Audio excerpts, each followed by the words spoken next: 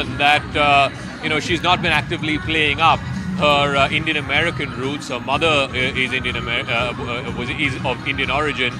But I think there's a straight up political reason for it. The Indian American vote is probably just 1% of the entire electorate. The African American vote is almost 15%, and in some places like in Georgia, for example, it can go up to 30%. So if you're a politician and you're trying to get maximum number of votes, you want to play up that part of your heritage which has more voters, which has more a political value for you. And I don't think, having said that, I don't think she's sort of actively overplayed one part of her heritage and underplayed the other. It just so happened. And I think also politically, Trump sort of tried to put her on the mat when he made that comment a couple of months ago saying, when did she become black? I always thought that she was of Indian origin.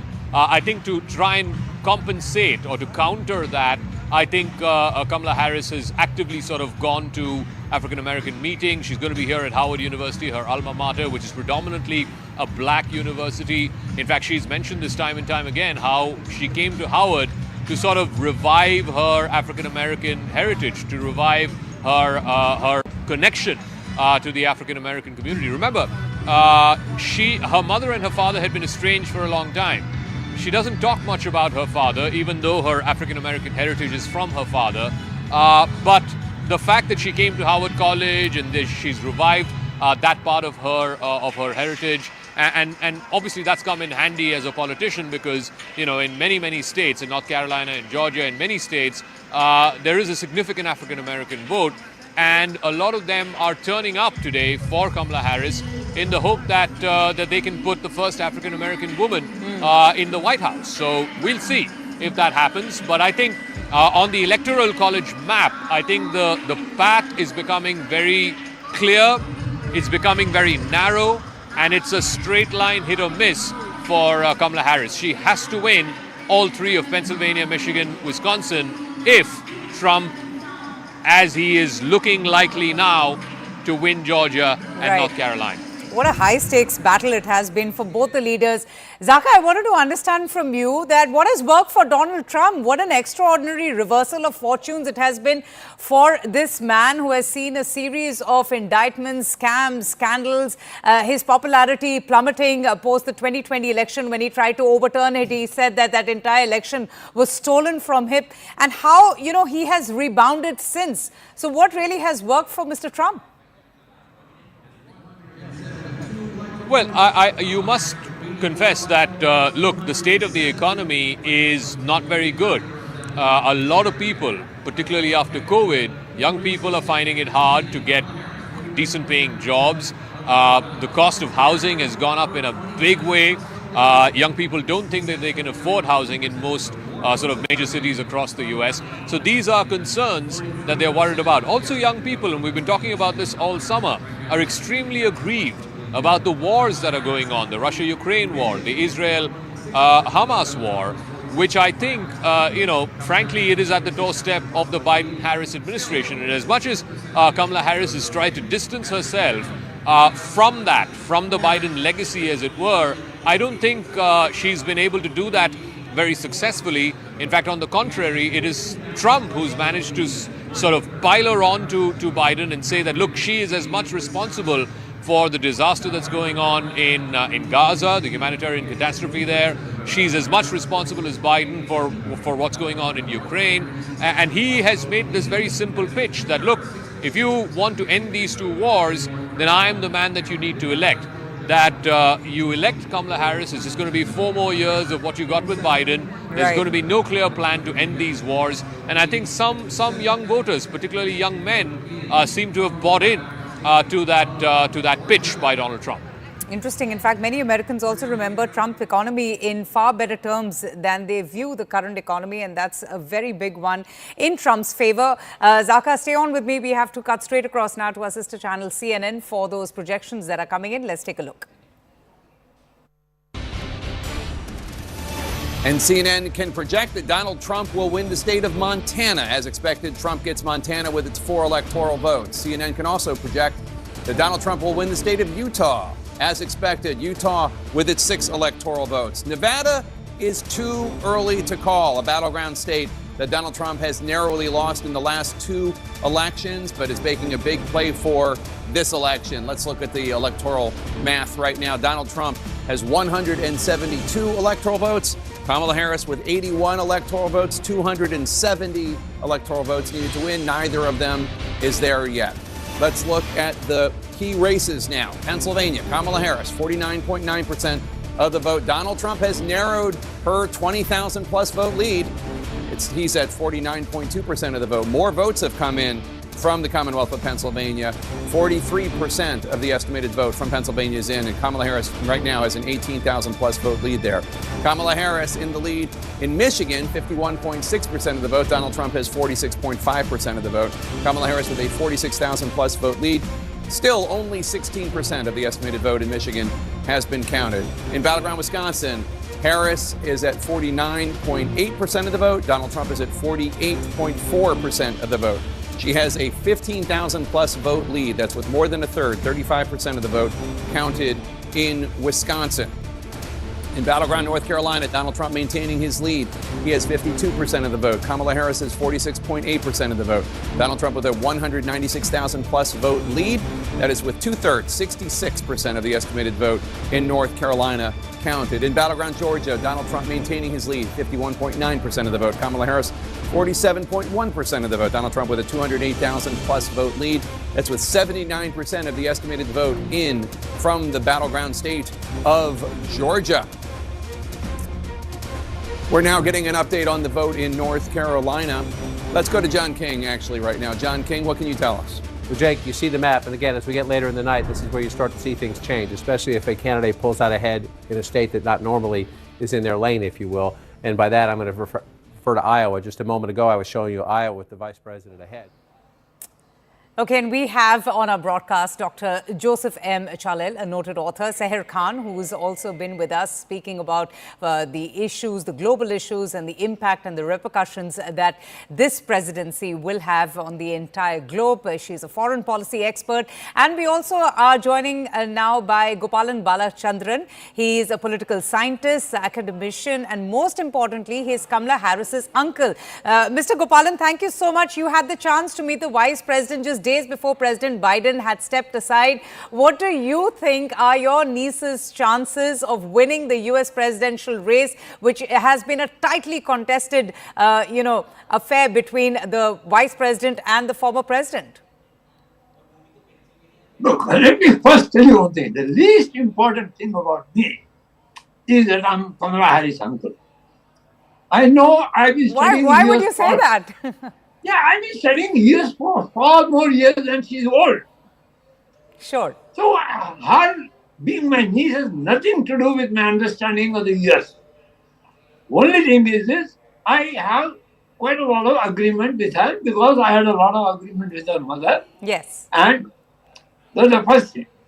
The second thing is I've been hearing for the last 4 years when she was running for vice presidency, people used to ask me, oh, why is she Afro-American and not Indian? I used to tell them, you are all idiots. Her mother went to California when she was 19 years old when there were few Indians, and the Indians never used to mix with the blacks, even when I was there. Two, she was involved in civil rights movement even before many blacks were involved. And that certainly did not endear her to the Indians living in the Bay Area. Right. She had very few Indian friends. Three, Kamala lived in Oakland, which is a black community. Her godmother was Afro-American woman. The school she went were all Afro-Americans. Her friends were Afro-American. So I used to tell the guys who used to ask me in Delhi, why is she Afro-American? I said, you are all idiots. I used to tell them plainly, you are not journalists, I am a journalist. These are not the questions you ask. When her whole life was in a black community with a black godmother, etc., and the Indians didn't really mingle with her very much because of her association with the Afro-Americans, you expect she's going to say, oh, I'm an Indian.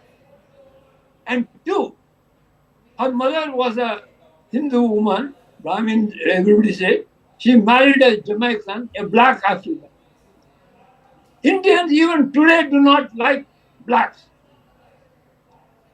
And you have got laws in various states which prohibit or put obstacles in the way of interreligious marriage. So I used to tell them, you think Kamala is going to tell you, oh, you people are so good. But my mother married a Christian and you are all happy. Not here, you are throwing stones at her. So I said, don't talk rubbish like that. And today I see a couple of other morning also, and saying that she's doing black Americans because of minority. Right. Mr. Gopalan Balachandran, I wanted to ask you. She was a black long before she was Hindu. I get your point. Let's not bring that question, okay? Now, your question about our elections. Yes. Now the question is this. Till for the last few months, if you have been following the elections, you would know the consensus among the political scientists in US and the various correspondents and everybody was that Kamala Harris had 226 electoral votes, consensus, and Trump had 219. All the states that you see in the red in the maps today were already given to Trump prior to the election. The only reason is those elections are sometimes they count quicker. And three, you should know that in US, how the votes are counted are not like in India. Each county counts its vote. Yes. And there are thousands of counties. Indeed, Okay? yes, Mr. Balachandran, it's a very complex election and also a US election voting system. I'll just come to you, sir. I'll just come to you. Thank you so much for speaking to us, but I will keep coming back to you. You have been very patiently telling us about your niece and how you feel that she is definitely going to be the president of the United States. Akanksha Swaroop, my colleague, is also joining us from New York. She's been getting us not just the sights but the sounds also of the New Yorkers. Akanksha, over to you. We are just getting in those early trends, early leads on predictable lines. Donald Trump surging past those 100 points in electoral votes. I think the number is 177. He's holding his lead in North Carolina and Georgia, the important battleground states. But tell us, what information do you have, and also what really are the sentiments? New York, in fact, has been called in the Democrats' favor, also on expected lines as well. Yes, absolutely. But what is not on expected lines, Avantika, so far is that this is not one election that is shaping up to be as neck and neck that the polls were showing it to be, because the lead right now that we are referring to of Donald Trump is a sizable one. And he just needs another precisely 100 electoral votes to, in fact, to have Kamala Harris concede defeat. And we'll have to see how this, in fact, shapes up in the hours ahead. Many have been calling it a red mirage, which is the term they use when the Republicans have an apparent lead, which is not really a decided one. But so far, many election pundits are saying that this is a red mirage. But I think the electoral votes with which Donald Trump is currently holding that lead in itself speaks for what one can expect from the overall result. As you said, what is on expected lines is, of course, the crucial battleground states like Georgia and North Carolina going in favor of Donald Trump, something that the polls had predicted. Surprisingly, Georgia last time had been won by Joe Biden with a very thin margin of almost 12,000 votes. So this time around, Donald Trump has managed to flip Georgia in his favor. We'll have to see which way, in fact, Pennsylvania goes. Wisconsin, Michigan, along with New York, of course, are expected to. New York, of course, has gone Democratic, but we'll have to see how Wisconsin and Michigan are also shaping up. But having said that, yes, it would be very interesting to see with the kind of victory margin, whoever emerges out to be the winner commands. Is this going to be a sweeping victory? And that's going to, in fact, define the kind of coalition government you will see in the White House in Oh, absolutely. the days ahead. Akanksha, I'm going to keep coming back to you. So the early trends coming in with Donald Trump surging past the 100 points in electoral votes. Seher Khan is with us, foreign policy expert. Seher, I wanted to understand from you about the significance of this U.S. elections. It's been a neck-and-neck battle between the former President Donald Trump and Vice President Kamala Harris. I know it perhaps is too premature to ask you what do you foresee happening, because one cannot really call the elections till it's over. But the impact of these elections and what kind of impact would it have on global geopolitics in the next 4 years? Well, that's a great question. And, I definitely don't want to predict. I think we're all in the same room sort of watching the results. But I think the impact on geopolitics and global affairs will be significant if Donald Trump becomes president. I think oftentimes, and I heard this on the show also, and I've heard other analysts and people speak of Trump, how there were no foreign wars when he was president, and how he has declared that he will end the current wars that are going on in Ukraine and in Gaza. It's hard to know if that will be true or not, but I think the thing that at least troubles me, and this is just my personal opinion, is that, when you're conducting foreign policy, it's important to value alliances and international organizations and multilateral organizations and laws and norms for, how they stand. And I feel with President Trump, the first time when he became president, he said certain things that he would do that kind of undermined like U.S. relationships with Europe, which are key allies. It also made many allies in the Indo-Pacific very nervous. Absolutely. Including India as well. Indeed. Seher, I'll just come to you. I have to go straight back to Zaka, who's joining us now. Zaka, we are getting in those early trends. Battlegrounds are still too early to call. What's the latest that you're getting in at your end? Okay, so the latest is that in the two big southern states of Georgia and North Carolina, Trump is ahead, no doubt about it. In both of those states, he's up ahead by 200,000 votes. Georgia, he lost by 12,000 votes last time around.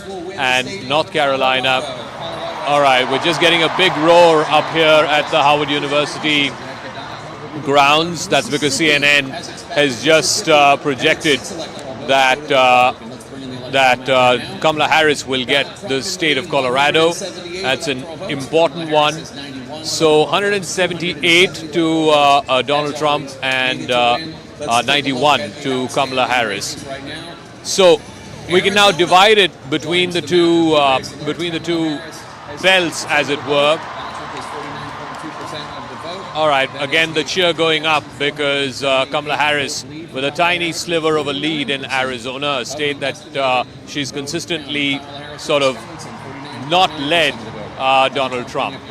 So in Georgia and North Carolina, in Georgia more than 80% of the vote is in North Carolina, again close to 70% of the vote is in. Trump is leading by over 200,000 in both of those states. And I think the critical thing is there enough votes out there in urban pockets, both in Georgia and in North Carolina, for Kamala Harris to overcome the 200,000 lead that Donald Trump has. Technically, there are in North Carolina, for example, there's more than 300,000 votes out there in just one county alone. Same is the case in Georgia as well. So technically, she can, but that does not mean that she is in a good position to overcome that lead that Donald Trump has right now of 200,000. Like I said, Donald Trump won by a mere 74,000 in North Carolina in 2020. He lost by a mere 12,000 votes in Georgia. It is still a long ways to go. I think a couple of more hours, maybe by midnight, we'll get a better picture of both Georgia and North Carolina. But the other three big states, which is really the ones that she needs to win the presidency, which is Pennsylvania, Michigan, Wisconsin. In Pennsylvania, just 30% of the vote is counted. She's leading. In Michigan, 20% of the vote is counted. She's leading. In Wisconsin, less than 20% of the vote is counted, and she's leading. So there is a long, long way to go before we get some degree of clarity on those states, possibly into the early morning hours of tomorrow. Okay, the reason the cheer is going up is because of Virginia. which is where right on, it's the tri-state area. It's Virginia, Maryland, and of course the District of Columbia, Washington D.C., where we are reporting to you from. And I think CNN was just showing for the first time Kamala Harris taking a lead in the state of Virginia. Oh, that's an important one. Early trends rolling in with Donald Trump leading, but now also some trends coming in with Kamala Harris winning in a few important states as well. Zaka, we'll keep coming back to you. For now, we have to slip into a short break. Stay tuned. Our continuing coverage on the US presidential polls happens on the other side as well. Keep watching. Stay tuned.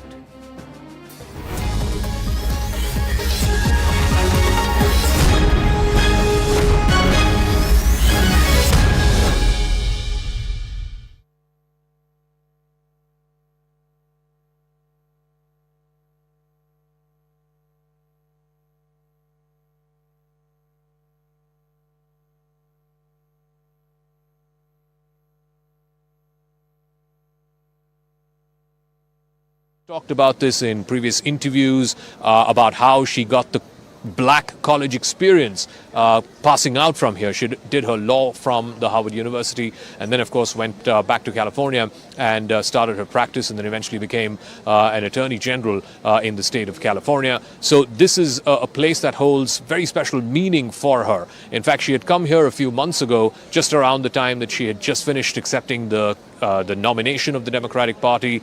And at that time, there was great enthusiasm amongst the students of Harvard University, not just for the fact that one of their alumni is going to potentially become the next president of the United States, but also the fact that she would be making history if she did become the president, that she would be the first woman president, the first African-American woman president, and also the first Indian-American president of the United States. So we're hoping to hear from Kamala Harris and her running mate Tim Walz, both of whom will be here with their families. Whether it's going to be a victory speech or a concession speech, we don't know. The important thing is we are hoping to know that one way or the other, some form of the results will be declared by later tonight itself. 2020 was an aberration because 2020 had a lot of mail-in ballots, over 100 million mail-in ballots. In fact, in some states like Pennsylvania, you could mail in even after election day was over. So that's why it took so long in 2020 for the counting to happen. If you were to go back to 2016 or 2012, by about 10, 11 p.m. Eastern, you have a fair idea. Most networks would have called the election by 10, 11 p.m. As to who has won the election. But ultimately, to get it certified, to tally every single vote, that might take much longer. But the projections of who is winning these battleground states, because ultimately whoever wins a bulk of these battleground states goes on to win the presidency, that I suspect, if we go back, if we discount the aberration of 2020 and go back to how it was in 2016 or in 2012, then by about 10 o'clock, 11 o'clock Eastern time, you would get a fair idea of who has won the battleground states and thereby who has won the presidency. So history is really at stake as far as Kamala Harris is concerned. Remember, she will become, if she wins, the first ever African-American woman, Indian-American president of the United States. So history beckons for her, and she will be here later on tonight for as the cookie crumbles or as the results go, whether it's going to be a victory speech or a concession speech. We will have to wait and see. The Indian security setup are monitoring C-130 aircraft of Bangladeshi Air Force right now flying in Indian airspace, and in fact, some are saying that this is a routine protocol. It will be whenever there's an air.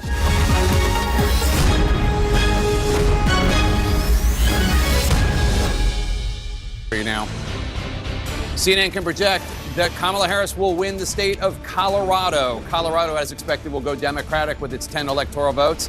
CNN can also project that Donald Trump will be the winner of Mississippi. As expected, Mississippi and its 6 electoral votes go to the Republican. Let's bring in the electoral map right now.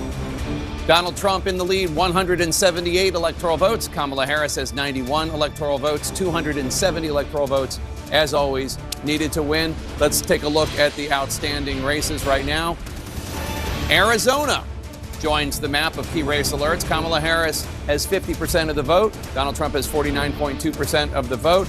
That is a 15,478 vote lead for Kamala Harris, with 49% of the estimated vote counted. Kamala Harris in Wisconsin, 49.9% of the vote. Donald Trump bringing up the rear, 48.5% of the vote. Kamala Harris with a 19,910 vote lead. That's with 43% of the estimated vote counted in Wisconsin. Pennsylvania, Donald Trump in the lead there now, 50.3% of the vote in Pennsylvania. Kamala Harris has 48.7% of the vote. Donald Trump with a 58,648 lead right now with an estimated 51% of the vote in Pennsylvania. In Georgia, Donald Trump in the lead there, 51.8% of the vote. Kamala Harris, 47.2% of the vote. Donald Trump with a 204,640 vote lead. That's with 81% of the estimated vote in Georgia. In battleground Michigan, Kamala Harris in the lead, 51.1% of the vote. Donald Trump with 47% of the vote. Kamala Harris with a 43,307 vote lead. That's with an estimated 19% of the vote in battleground Michigan. In battleground North Carolina, Donald Trump in the lead, 52.4% of the vote. Kamala Harris with 46.4% of the vote. Donald Trump with 253,752 more votes as of right now than Kamala Harris. That's with 72% of the estimated vote in. In New Mexico, Kamala Harris in the lead, 50.7% of the vote. Donald Trump with 47.6% of the vote. That means Harris has an 8,592 vote lead over Trump. That's with less than a third, 31% of the estimated vote in from New Mexico, still early in New Mexico.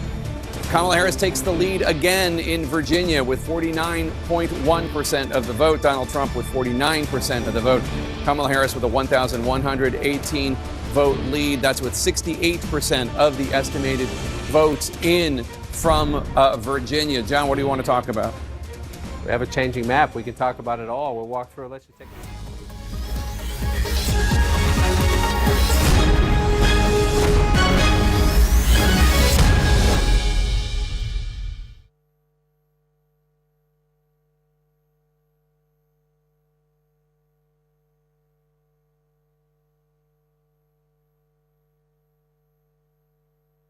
So, all these different cross currents you're seeing here are kind of mind-boggling to watch. Absolutely, Ray. Thank you so much for joining us and, also taking us through your perspective on the U.S. presidential elections. And we'll cut straight across now to CNN.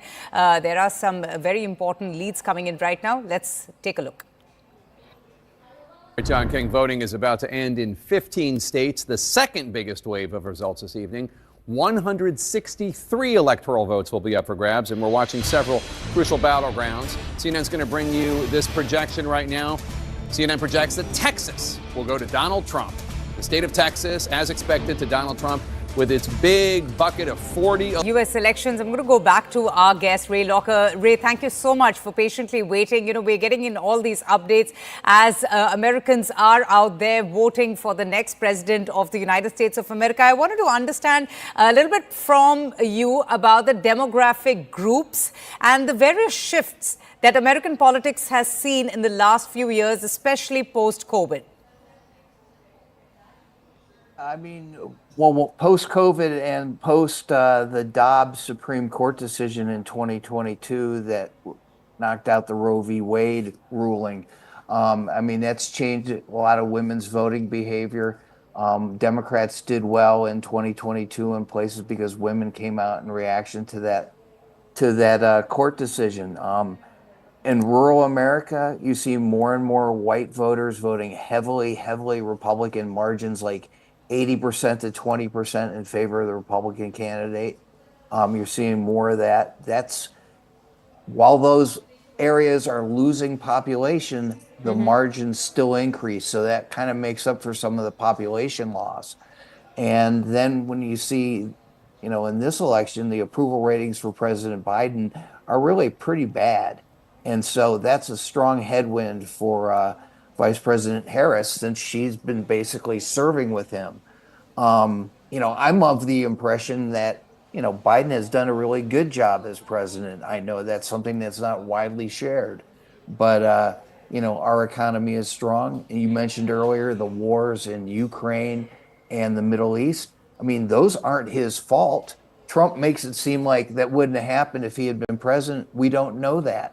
And Biden managed to put together a very strong coalition to defend Ukraine.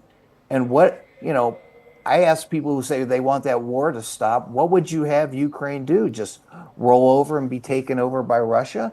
And in the Middle East, obviously what Israel is doing has raised a lot of concerns about people. It looks like possible genocide, but they were defending themselves. They were attacked. Again, not Joe Biden's fault. So, all these different cross currents you're seeing here are kind of mind-boggling to watch.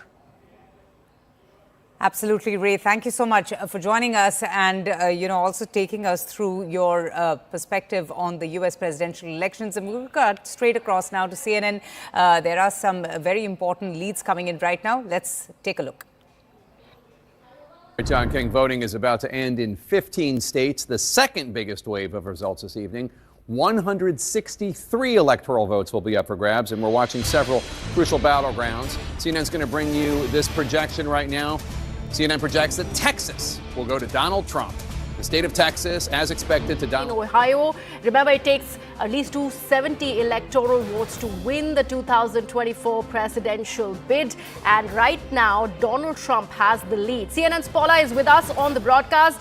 Paula, we were talking about these swing states, and now we're learning about Ohio, which is completely going the Republican way. What are things looking like for Kamala Harris at the moment? If Trump wins this one, the rest of the 3 states that are left as far as the swing states are concerned, it's an absolute must-win for Kamala. Otherwise, she's out of the race. The must-win remains the same for Kamala Harris. It is Wisconsin, it is Michigan, it is Pennsylvania. And there can be absolutely no upsets. Why? Because while they're still too close to call, North Carolina and Georgia are beginning to look good for Donald Trump. The issue here, though, and you bring up an important one, while the fact that Ohio was always supposed to go to Donald Trump, when you look at the margin in Ohio, it is quite high for Donald Trump. And when you consider it looks like he is going to carry a state like that quite strongly, then you're starting to look at how that might extrapolate to a state like Wisconsin. And perhaps even a place like Michigan. Right now, though, I caution that so many of these races are still too close to call, especially when you see how divided the states themselves are between rural counts or counts in cities or counts in the suburbs around those cities. Right, Paula, but so far, from whatever we are learning of the US polls and the results of the early trends that are trickling in, it has been pretty much evident. And these are the places that were going to go the Republican way. If we take a look at what has gone to the Democrats' favor, it has been places like New York or New Jersey for that matter. So it has been pretty much in line with the trend. Well, what has been true throughout this was that the polls indicated this would be close and that it has been quite close. And that even comes down to the popular vote. I mean, think about it. Donald Trump did not win the popular vote. That just did not happen even in 2016 when he actually won the presidency. Right now, there is a chance he will win the popular vote in this country. Not just win the election, but win the popular vote, which will mean that a majority of voters voted for him. It's not just the Electoral College. Absolutely. This is not definitive yet. I do want to stress that it is very early, and there are a lot of votes still to come in. This is what the Trump campaign, though, is counting on right now. You can hear the enthusiasm behind me. As far as this crowd is concerned, they are incredibly confident right now and do believe that Donald Trump will be back in the White House as president. Absolutely, what is Paula, going to be crucial now is to look at Absolutely. Please go ahead. I just wanted to understand about that entire mood because you are there at the Trump headquarters in Florida and we can see the kind of cheer that he is receiving because the early trends clearly are going in his favor. So that's an absolute must do when it is, voting as far as in favor of the Republicans is concerned. So first of all, about the mood around you, and then we'll go further and talk about how this red mirage really is progressing from here on. I mean, look, it is incredibly optimistic here. This is not 2020 as they continue to see the votes come in. But they also are looking at the margins. They are looking at the margins in a place like Ohio. They are looking at margins in places like North Carolina where they expect it to be closer. And that's why they do not believe in the mirage, so to speak. They believe that the results for 2024 will chart their own course for the Trump campaign. And I go back to what I said about the popular vote. For Donald Trump to win a majority of Americans right across the country would be significant for his campaign, and his campaign will see it as true legitimacy in governing. I do want to stress as well, though, just as important, right? Congress. Right. Do the Republicans hold on to the House? Do the Democrats hold on to the Senate? They could switch, or it could go either way. That is truly significant as well in terms of whoever gets into the White House and how they'll be able to govern. Right, Paula, thank you so much for all of those updates there. We'll continue to come back to you. But right now, we are, in fact, going to our guests who are joining us early this morning. Harshvi Shringla, who's the former Indian ambassador to the United States of America, is with us. Also with us is Raymond Vickery, author and advisor on U.S.-India relations and a former U.S. Assistant Secretary of Commerce, Trade Development. He's live with us from Washington, D.C. So I begin with you. All right, I'm told Vickery is yet to join us. In fact, we will go to Ambassador Shringla at the moment. Ambassador Shringla, I was just wanting to understand from you, since we are learning of these early trends that are coming in, it is pretty much swinging in favor of Donald Trump as far as Ohio and the other key Republican states who have voted in favor of Republicans are concerned. But we have to go back to what happened back then in 2020. I was talking to my colleague from CNN as far as the Red Mirage is concerned. How do you think the Republicans and in turn Donald Trump is looking at keenly watching whether or not this Red Mirage really goes ahead and goes and swings in favor of the Republicans, or is it going to be a rerun of 2020 because Biden clearly swayed it away from the Republicans? The votes completely turned in the favor of the Democrats back then. How nervous or how confident do you think Donald Trump is at the moment? Well, I think you're right in saying that it's very early to really come to any conclusions about the way the race is going. I imagine both candidates will be watching, the numbers coming in very carefully. The point I want to make is that, voting is going as predicted. Yes. States are voting on predictable lines. The red states are going red, the blue states are going blue.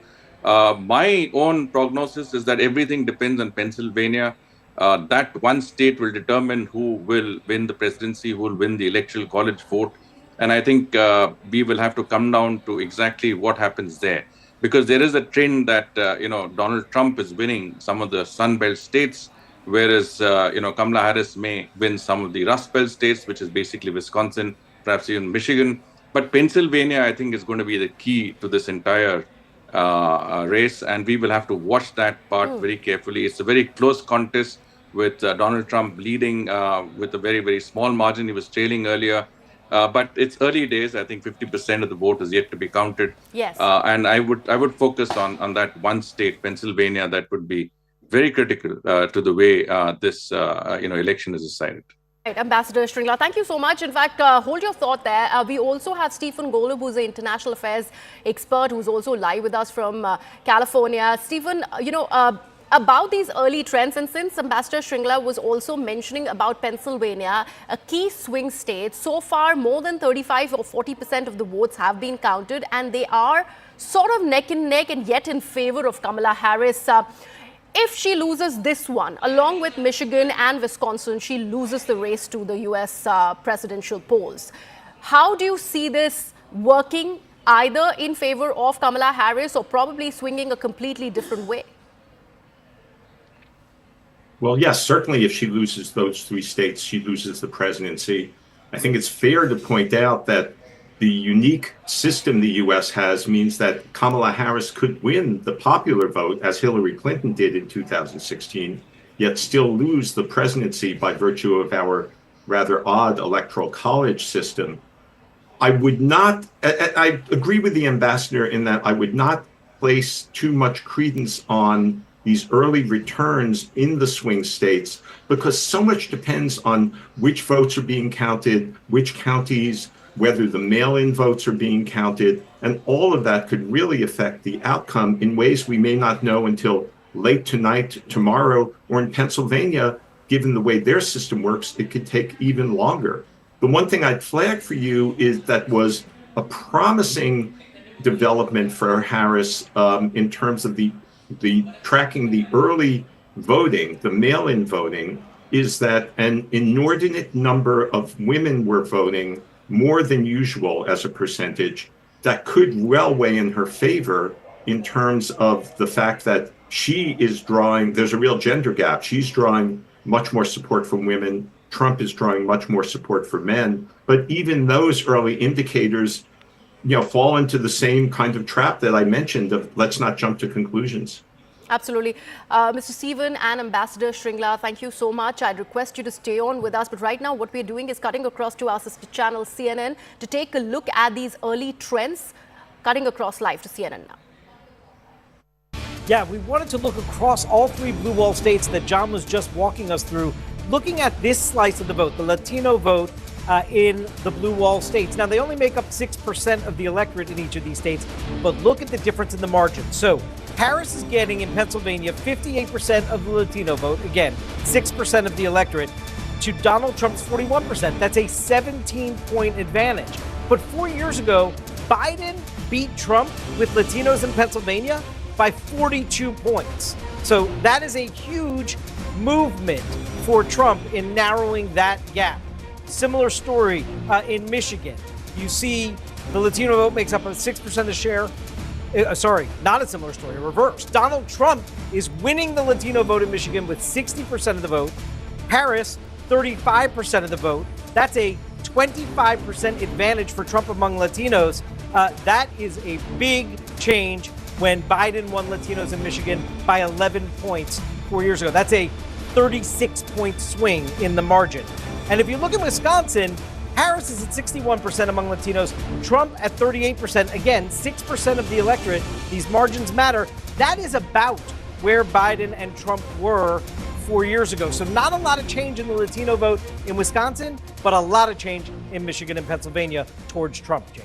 Fascinating stuff, David Chalian. Thanks so much. And let's talk about this with my panel here. Dana Bash, your thoughts? I mean, Pennsylvania and Michigan, in particular Pennsylvania, because there has been so much focus on the Latino vote in Pennsylvania, especially the Puerto Rican population there since the Madison Square Garden.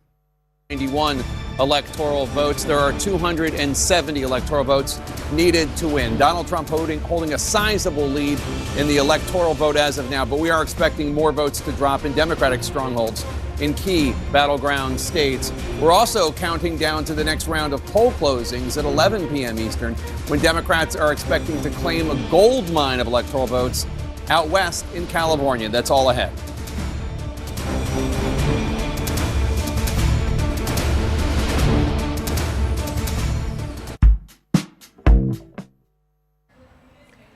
Let me also now welcome Mr. Raymond Vickery, who is joining us. He's the author and advisor on U.S.-India relations and a former U.S. Assistant Secretary of Commerce Trade Development. He's joining us live from Washington, D.C.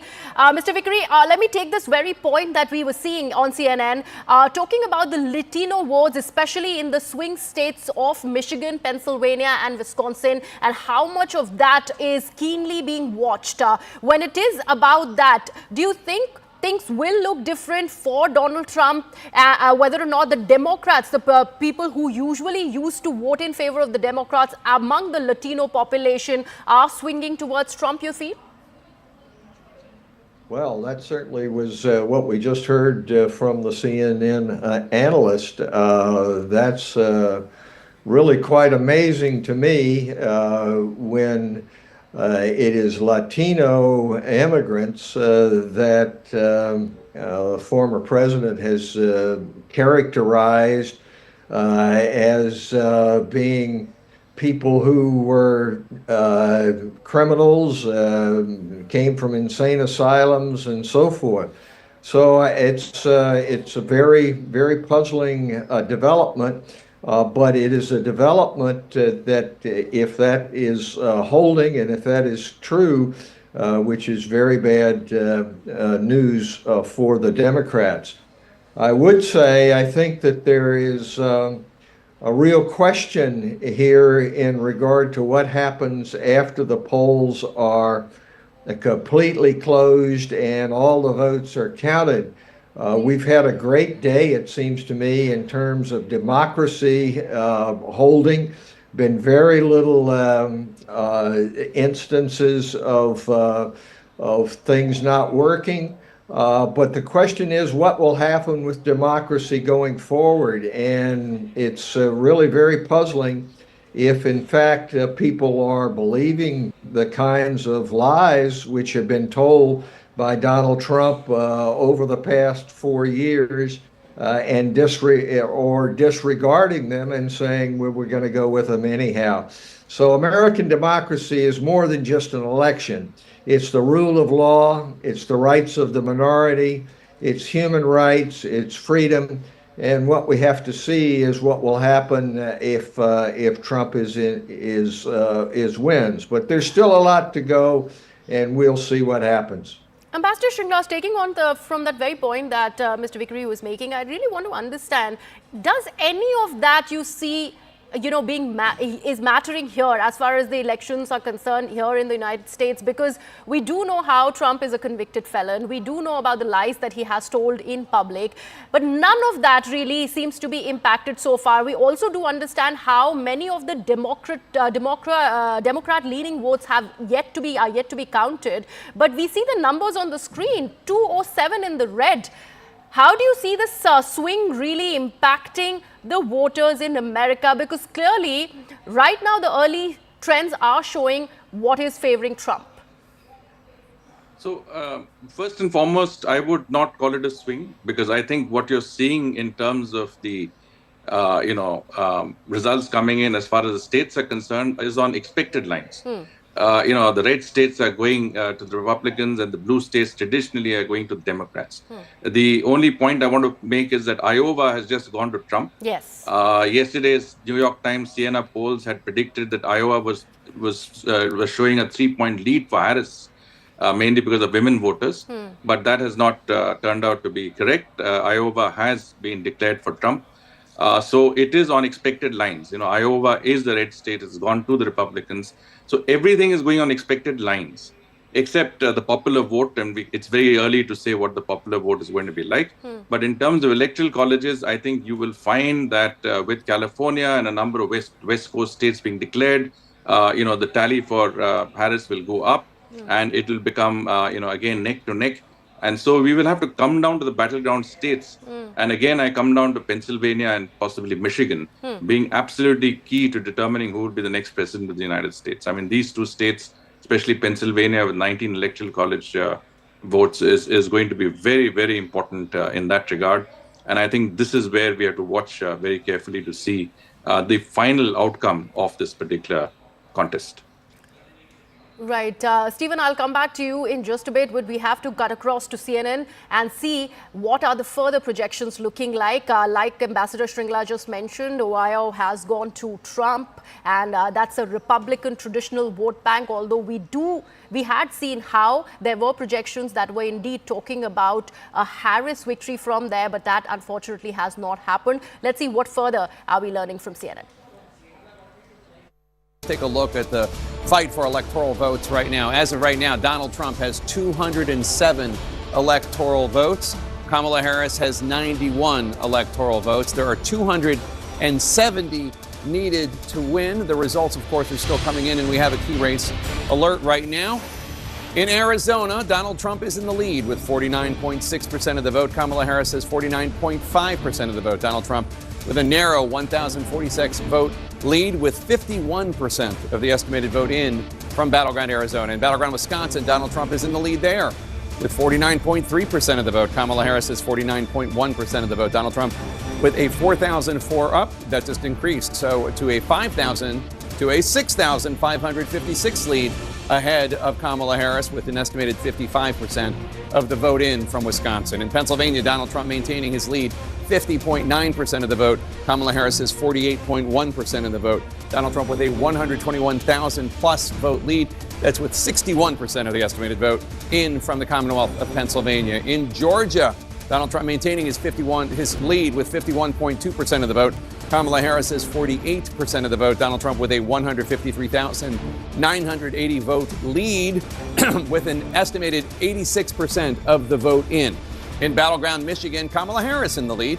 She has 52.5% of the vote. Donald Trump with 45.7% of the vote. Kamala Harris with a more than 102,000 vote lead. That's with 27% of the estimated vote in from battleground Michigan. In North Carolina, Donald Trump maintaining his lead. He has 50.7% of the vote.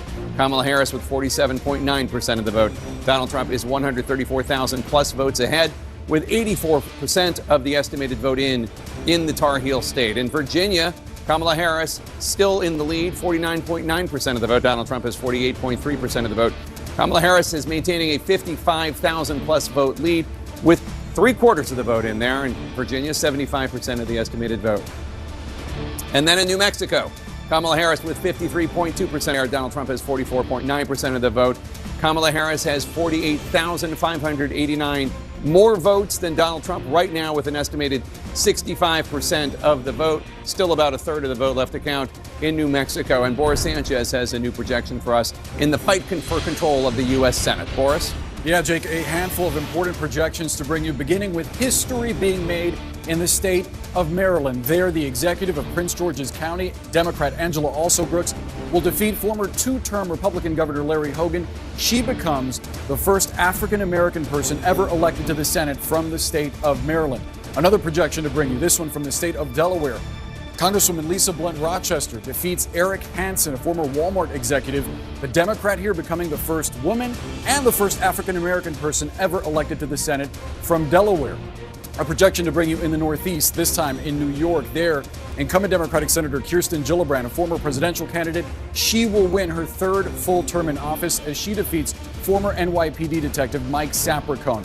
Let's get you some updates on the Republican side, beginning with the Lone Star State of Texas.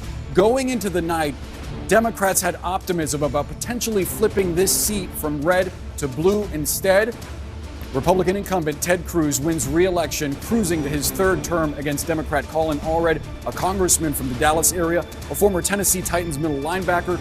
Cruz here winning by a substantial margin in the Lone Star State. An update now from Mississippi. There, incumbent Republican Roger Wicker wins his third full term, defeating civil rights attorney Ty Pickens. Re-election for Wicker in Mississippi. An update now from one of the reddest states in the country, Wyoming. There, incumbent Republican Senator John Barrasso wins his fourth term as he defeats Scott Morrow, a union official who touts his black belt in Taekwondo on his campaign website. Barrasso re-elected in Wyoming. Some more projections to bring you, beginning in Missouri. There, incumbent Republican Senator Josh Hawley, perhaps best known for being the first senator to object to certifying the 2020 election results in favor of Joe Biden. He defeats Democrat Lucas Kunz to win re-election in Missouri. Meantime, in Nebraska, this special election, Pete Ricketts, a former governor there, he defeats Preston Love Jr., a former campaign manager for Jesse Jackson's presidential campaign in 1984. This is to serve out the term left by retired Republican Senator Ben Sasse. An update from North Dakota now. There, incumbent Republican Senator Kevin Cramer wins his second term, defeating engineering professor Katrina Christensen. Cramer re-elected in North Dakota. So what do all these results mean for the magic number that Republicans need to take control of the U.S. Senate? Remember, they started out the night needing 2 Democratic seats to flip the chamber. Right now, that number with a pickup in West Virginia is 1. And currently, as of this moment, Republicans are leading in 4 races where Democrats hold seats. But hold on, because that needs some context. 2 of these states are fairly early. One of them is Montana, and that race is expected to be competitive. But the other one is Minnesota, in which we're not really expecting that close of a race tonight. And there's also potentially a twist. I'll explain that in just a moment. Going back to my guests, Mr. Raymond Vickery and Mr. Stephen Golub, who continue to be with us on the broadcast. Stephen, I wanted to understand from you, we will talk about the Senate numbers so far that are going in the Republicans' favor. So how much more do they need to take control of the Senate becomes an important question. But, talking about Donald Trump and talking about his home state, even as we speak about how he has won Kansas and Iowa, the fact that something was being projected could be swinging in favor of Kamala Harris. We also were talking about the Latino votes, and that really is possibly not working in favor of Kamala Harris. How do you see the entire policy of the Republicans, in turn Donald Trump, really working, where he has been very, very vocal in talking about the immigrant population in United States of America, and how, like we've had the guests of the past talking about how he has badmouthed the Latino population, and yet the votes do seem to be in favor of the Republicans at the moment out of the ones that are being counted. Which way do you see this really going, when it is especially from the key 7 swing states? Well, the thing you said that I would pay most attention to or most emphasize is at the moment. As I said earlier, and as I think we agreed, it may be too early to tell. Could be that mail-in ballots will favor Harris more. Could be that certain counties will come in that favor Harris more. So this thing is by no means not over. And ironically, the key state that a lot of this could hinge on, Pennsylvania, might be the state, by virtue of the way elections work there, that delivers results latest. Certainly not tonight, I believe, maybe not tomorrow or until the day after. So let's keep that in mind. In terms of your very good question about immigration, I guess I'll start by, actually, since I spent some time in India and have a real affection and respect for the Indian people, what this could mean for Indian Americans and for Indian immigrants and the like. Because Donald Trump's lead immigration advisor has said America is for Americans and Americans only. And you don't have to read too carefully between the lines there, given the background of this fellow, Stephen Miller, to know that he's talking about white Americans.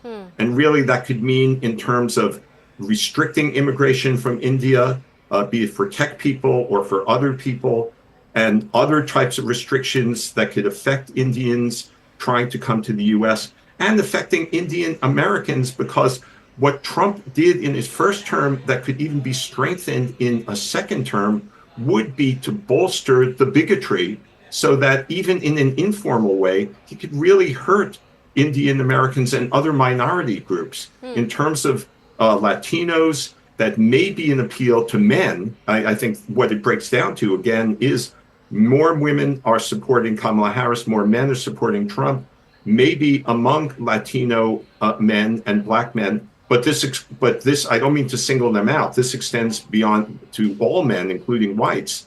There may be a certain amount of appeal based on macho, based on machismo, based on the notion that a woman can't lead the country, based on all sorts of biases. And let's face it, if Kamala Harris were a white man with the same credentials, the same background, the same skills, there's a good chance that because sexism wouldn't be operating, she'd already be further up in certain states and in terms of the popular vote than we're seeing now. That's a reality of American society. On the other hand, in a more positive vein, women are highly motivated.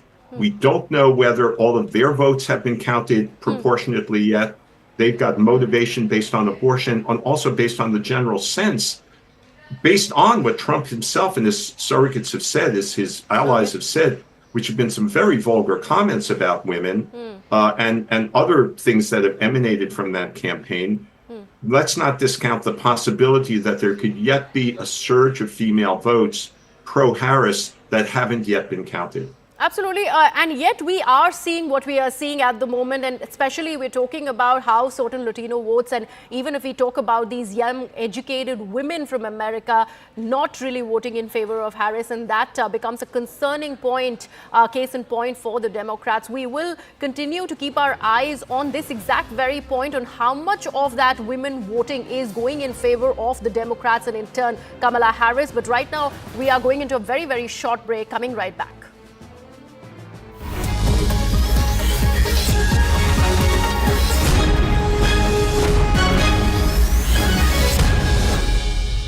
That knocked out the Roe v. Wade ruling. That's changed a lot of women's voting behavior.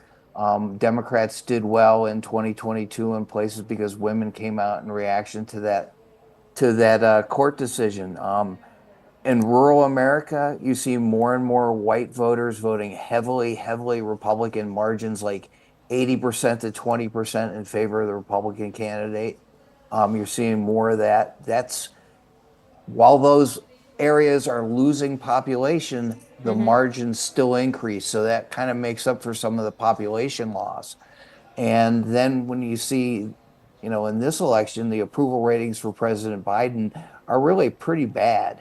And so that's a strong headwind for Vice President Harris, since she's been basically serving with him. I'm of the impression that, Biden has done a really good job as president. I know that's something that's not widely shared, but, our economy is strong. And you mentioned earlier the wars in Ukraine and the Middle East. I mean, those aren't his fault. Trump makes it seem like that wouldn't have happened if he had been president. We don't know that. And Biden managed to put together a very strong coalition to defend Ukraine. And I ask people who say they want that war to stop, what would you have Ukraine do? Just roll over and be taken over by Russia? And in the Middle East, obviously what Israel is doing has raised a lot of concerns about people. It looks like possible genocide, but they were defending themselves. They were attacked. Again, not Joe Biden's fault. So, all these different cross currents you're seeing here are kind of mind-boggling to watch. Absolutely, Ray. Thank you so much for joining us and, also taking us through your perspective on the U.S. presidential elections. And we'll cut straight across now to CNN. There are some very important leads coming in right now. Let's take a look. John King, voting is about to end in 15 states, the second biggest wave of results this evening. 163 electoral votes will be up for grabs, and we're watching several crucial battlegrounds. CNN's going to bring you this projection right now. CNN projects that Texas will go to Donald Trump.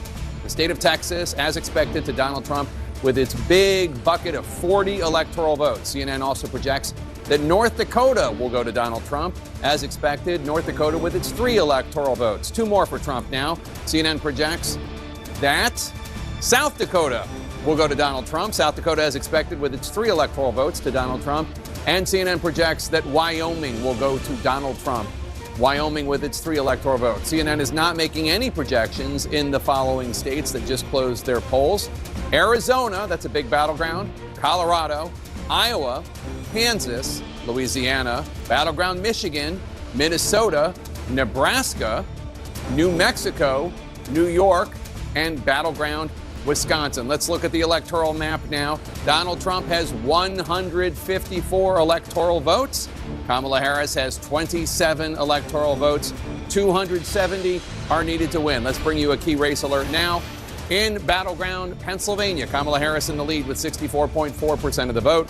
Donald Trump has 34.7% of the vote. Kamala Harris in the lead there with 326,000 plus votes. Only an estimated 16% of the vote has been counted in Pennsylvania. In battleground Michigan, Kamala Harris in the lead, 54.8% of the vote. Donald Trump with 43.3% of the vote. Kamala Harris with a 55,000 plus vote lead. That's with only an estimated 8% of the vote counted in Michigan. Still very early in Michigan. In battleground North Carolina, Donald Trump in the lead there now, 51.8% of the vote. Kamala Harris with 47.1% of the vote. Donald Trump with a more than 106,000 vote lead. That's with 39% of the estimated vote counted in battleground North Carolina. In battleground Georgia, Donald Trump in the lead there, 52.8% of the vote. Kamala Harris with 46.6% of the vote. Donald Trump has a healthy 221,000 plus vote lead. That's with an estimated 66% of the vote counted in Georgia. About 2/3 of the vote in Georgia has been counted. In the Commonwealth of Virginia, Donald Trump in the lead there now with 49.3% of the vote. Kamala Harris with 48.7% of the vote. Donald Trump with a 13,334 vote lead. That's with half the vote counted in the Commonwealth of Virginia, 50% counted there in Virginia. In the state of New Hampshire, Kamala Harris has 53.6% of the vote. Donald Trump has 45.7% of the vote. Kamala Harris in the lead there by roughly 16,000 votes. That's with about a quarter, 25% of the Carolina. Another battleground where Donald Trump leads, 50.8% of the vote. Kamala Harris has 47.8% of the vote. Donald Trump has a 145,388 vote lead. over Kamala Harris right now with an estimated 85% of the vote in from the Tar Heel state. In battleground Michigan, Kamala Harris in the lead. She has 51.3% of the vote. Donald Trump has 46.9%. Kamala Harris is 74,838 votes ahead of Donald Trump, but that's less than a third of the vote counted there. 30% of the estimated vote in from the state of Michigan. In the Commonwealth of Virginia, Kamala Harris in the lead there still, but narrowly so. 50.1% of the vote. Donald Trump has 48% of the vote. Kamala Harris with a 73,375 vote lead. That is with 78% of the estimated vote in from the Commonwealth of Virginia. In New Mexico, Harris leads there too, 52.6% of the vote. Donald Trump with 45.5% of the vote. That is with an estimated 69% of the vote in. Harris with a roughly 43,000 vote lead. Let's go now to Abby Phillip, who is at Harris campaign headquarters in Washington, D.C., at the campus of Howard University. Abby, what are you hearing from the Harris campaign, if anything? Yeah, Jake, we actually just got a pretty significant update from the Harris campaign campaign manager, Jen O'Malley Dillon, who sent out a memo to her staff tonight laying out what they see ahead in the coming days and hours, and my colleague Jeff Zeleny is here with me. The memo essentially says, Jake, that the returns are coming in slowly. They still see their path, but that path is largely going to be through the blue wall, as Jeff and I were just discussing. The key point that Jen O'Malley Dillon is making is that this is a close race. This is the close race that they have been expecting. She says to her staff, we are built for this. Let's finish the night out.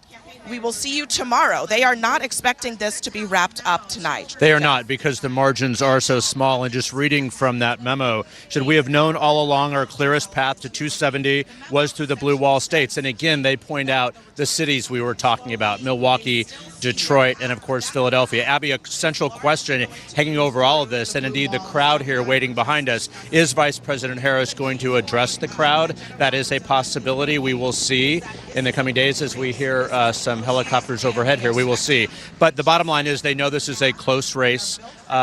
This is going to be not resolved tonight in their eyes. Yeah, Jeff, this is a critical moment, I think, for the Harris campaign to show where they get to 270. And Jake, it looks like they are not foreclosing really on anything in the map right now that is not called. They're still waiting for the polls to close in parts of the Sun Belt, for those results to come trickling in. But again, it's the blue wall again. It is it's Pennsylvania, it is Wisconsin, and it is Michigan, where the best chances are for Harris to get to that 270 that she needs to become president of the United States. All right, Abby Phillip and Jeff Zeleny, thanks so much. Let's go to John King at the Magic Wall. John, explain the theory of the case for the Harris campaign right now, if you would. Right, and you heard Jeff and Abby emphasizing even the campaign saying essentially they don't rule out any other possibilities, but we're really banking on the blue wall. Well, at the moment as we speak, 2 of the 3 blue wall states, that's Pennsylvania, Michigan, Wisconsin, 2 of the 3 are red. We're not done, but 2 of the 3 are red. Why is that significant? Well, let's look at the Sun Belt states. And again, Harris campaign is not ruling this out, but you show this here. Donald Trump, 142,000 votes ahead in North Carolina. I can show you the live outstanding votes. And when I show you the live outstanding votes, you will see some pretty big circles in the blue areas, large metropolitan areas and suburban areas where the Democrats do quite well. I just want to say, at 85% reporting statewide and 142,000 vote lead, is it mathematically possible? Are enough votes out there? Yes. When you get to this point in an election in a state Donald Trump won twice, you start to think, okay, this looks like it did in 2016. And in 2020, it looks more like 2016 than it did in 2020, to be honest with you. But you look at it, and if you're in the Harris campaign, you're calling all these counties, and you're trying to figure out, how many votes are out, and what percentage are we getting. But if you're looking at the North Carolina map, I'd rather be Donald Trump than the Vice President of the United States right now. So then you bring up the Georgia map, and again, this one, I'll say this again, I'm a broken record. 2024 is not 2020. There's not as many mail-in ballots. We won't have as many large percentages of Democratic votes coming in the days after. But but Donald Trump was ahead by more than 200,000 votes at this point 4 years ago. So let's just be cautious for the sake of being cautious. And yet, at the same time, I just said that, I want to tell you he's 136,000 votes ahead in a state that was decided by 11,000 votes last cycle. 88% of the vote is in. So where is the live outstanding vote? Live outstanding vote. This is where in the Harris campaign, you're just hoping that overnight these Democratic areas report not just their votes, but a lot of votes. You're hoping turnout exceeds your expectations. So you see down here in the Savannah area, this is where the races are won or lost for Democrats, Atlanta and the suburbs around it. So let's come out of that map. And again, here's the key point. Fulton County, 90% of the vote is in. Yes, she's getting 72% of the vote. Just want to check, compare that. It's a little below where President Biden was, but it's close. But remember, he won the state by 11,000 votes, so she can't really afford to be below him anywhere, or not by much anyway. You move over to Cobb County, 91% in. This is a big suburban county, right? So 91%, you have some change to make up there. She's at 57% if you round that up. The President of the United States was at 56, so she's running equal, maybe a little bit ahead there. So let's come over to DeKalb County here. Let's come up to 2024 and see what's left. 11% left. Again, large, very Democratic area. You see the 81% there just to the east of Atlanta. Let's just check 2020. Biden getting 83. 81, 83. You might think at home that's not that big of a difference. In a race that's very close, yes, it can be a big difference. So we have to watch at the moment. Let's come out. Let's do it this way. Come back to 2024, and let's just pop in this and see where's Harris underperforming. Where is Harris underperforming Joe Biden? In a state Joe Biden won by 11,000 votes, you can't really underperform. And she's underperforming in 28 of the 159 counties, right? So we have more votes to be counted. We're not done yet. This is not a final glimpse. But you see out in these rural areas, this is part of the secret of Joe Biden's win in 2020. He got his butt kicked by Donald Trump in these small rural counties, but he did better than Hillary Clinton. Blue-collar workers, rural workers, people who work with their hands, Joe Biden did just a little bit better. And in a state decided by 11,000 votes, that can matter. So again, you asked me about the map.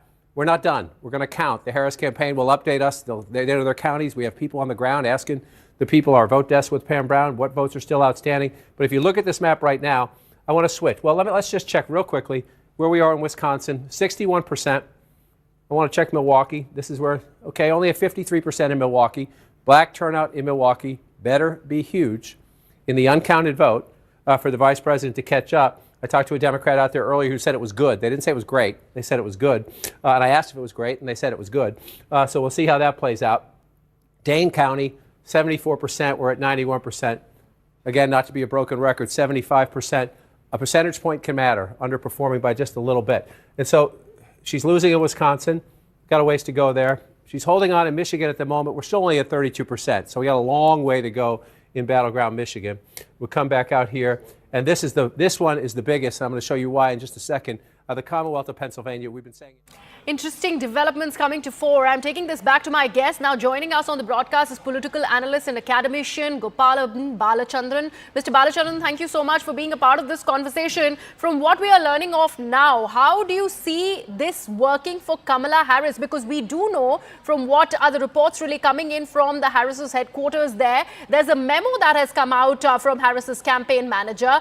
Now, what does the memo really say? They go on to say that they are still not really seeing the returns come in and they are banking on the blue wall states. Right now, most of the Democrat-leaning votes haven't yet been counted, but the electoral map really says 211 red. Do you see something swinging in favor of Harris still? I'll be clear for once. Afterwards, I'll keep quiet because nobody seems to be talking sense.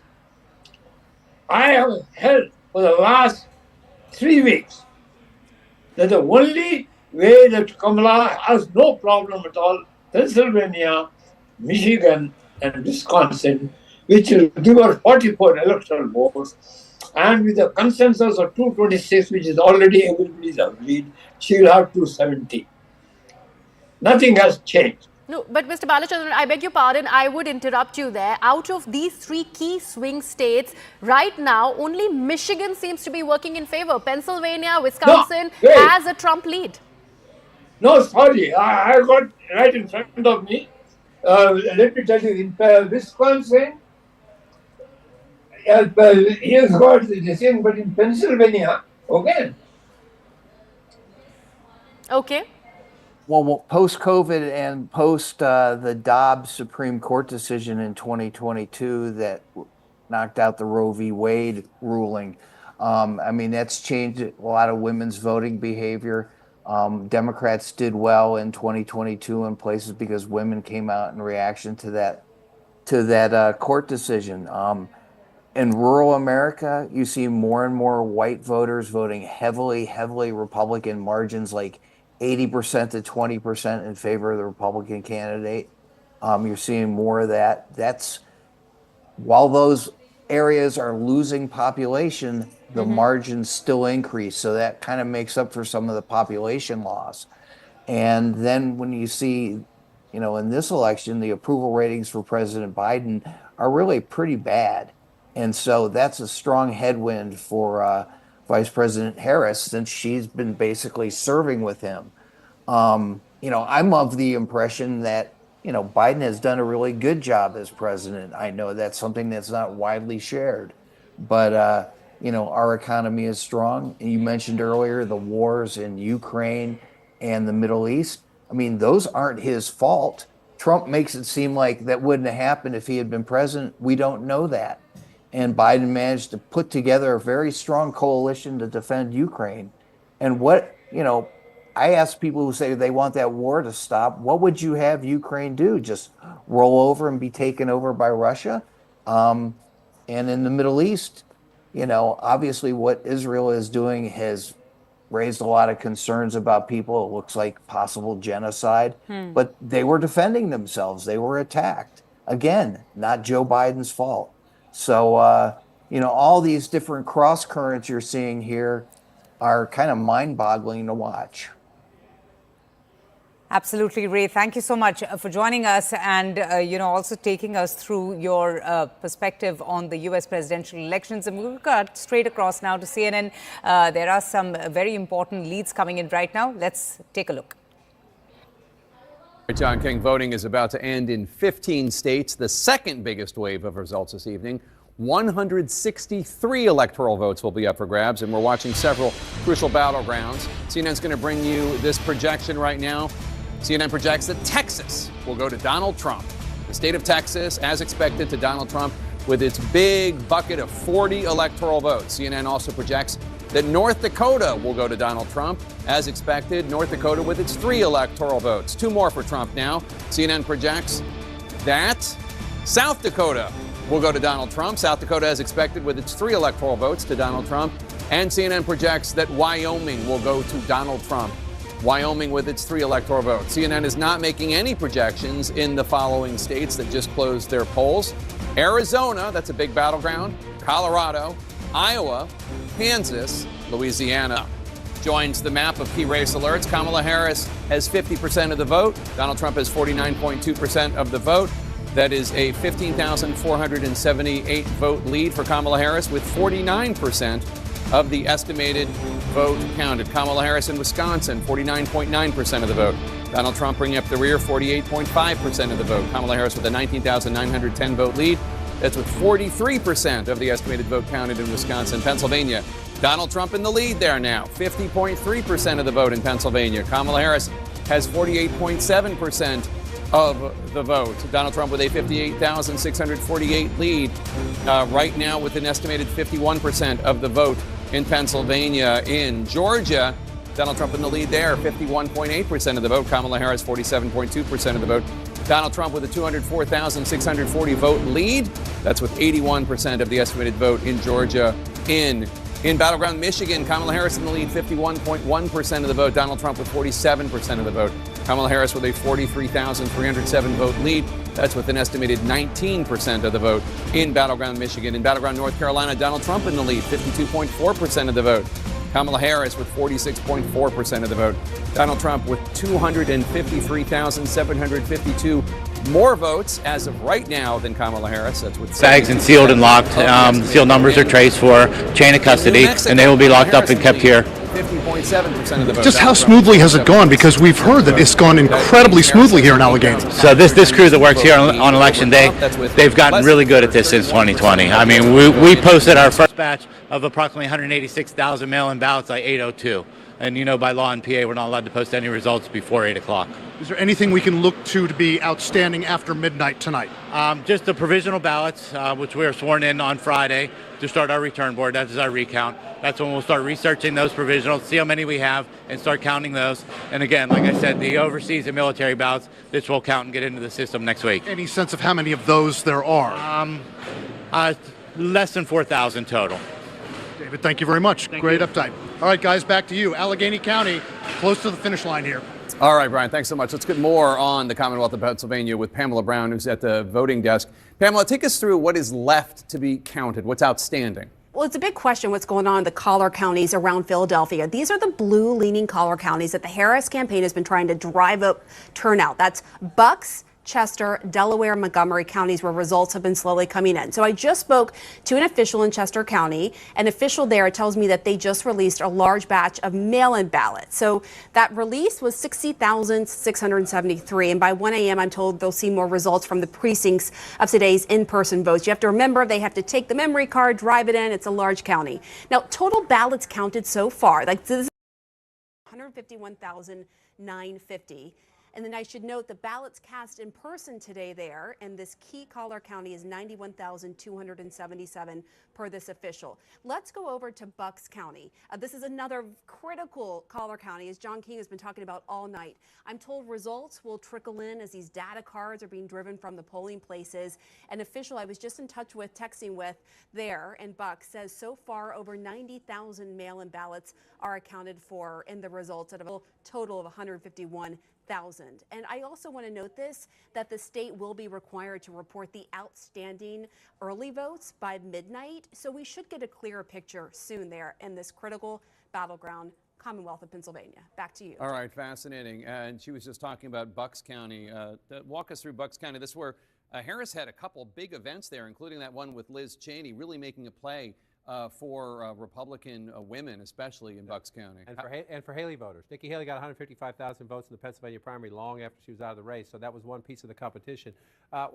Two things to say about this. Number one, it's only half the vote. So if you just think we have about 200,000 more votes, right? This is 51%. It's 103 to 102. So you got roughly 200,000 votes still to come in. Bucks County is the most competitive of the collar counties. She's at 50%, the vice president, if you round up. Again, President Biden was at 52 if you round him up. You say that's not a huge difference, but Jake, you know the Commonwealth very well. In the point or a point can matter, and right now that number is not good for the vice president. Indeed. And CNN can bring you a projection now. Folks at home, CNN projects that the state of Oregon will go to Kamala Harris. As expected, Oregon, with its 8 electoral votes, will go to the Democrat Kamala Harris. Let's take a look at the electoral map. Right now, Donald Trump has 211 electoral votes. Kamala Harris has 153 electoral votes. 270 are needed to win. Let's take a look at the key races now. Arizona, Donald Trump in the lead there, 49.6% of the vote. Kamala Harris right behind him with 49.5% of the vote. Donald Trump with a roughly 3,000 vote lead. That's with 51% of the estimated vote in from the state of Arizona. In battleground Wisconsin, Donald Trump maintaining his lead. 50.4% of the vote. Kamala Harris is 48% of the vote. Donald Trump with a more than 50,000 vote lead right now with 63% of the estimated vote in from the Badger State. In the Commonwealth of Pennsylvania, Donald Trump maintaining his lead, 51% of the vote. Kamala Harris is 47.9% of the vote. Donald Trump with more than 165,000 more votes than Kamala Harris with more than 3/4, 76% of the estimated vote in from the Commonwealth of Pennsylvania. In battleground Georgia, Donald Trump in the lead, 50.9% of the vote. Kamala Harris is 48.3% of the vote. Donald Trump has a more than 131,000 vote lead over Kamala Harris. That's with 90% of the estimated vote in. So they got 10% to go there in Georgia, but Donald Trump in the lead. In North Carolina, another battleground, Donald Trump still in the lead there with 50.7% of the vote. Kamala Harris with 47.9% of the vote. Donald Trump has a more than 138,000 vote lead over Kamala Harris with an estimated 87% of the vote in. In battleground Michigan, Kamala Harris is in the lead, 50.2% of the vote. Donald Trump has 48% of the vote. Harris has a more than 40,000 vote lead over Donald Trump with 1/3, 33% of the vote in there. John King? So, Jake, just going through some of these counties in Pennsylvania, again, Joe Biden won the state. Let's go back and show you it. 81,000 votes, right? His birth state. He's from Delaware now, but he was born in Pennsylvania. That was one of the things that helped him, is because he was, as he liked to call himself, the scrappy kid from Scranton. So where are we now in 2024? I was just looking here. This is Lackawanna County. This is where Joe Biden was born, Scranton, Pennsylvania. You say, well, the vice president's winning it with 51%, but Donald Trump's at 48, right? So again, in a close battleground state, margins within some of these counties can matter. She's at 51. Joe Biden, 4 years ago, was at 54. That's a big deal. That's a big deal. You look at the margin.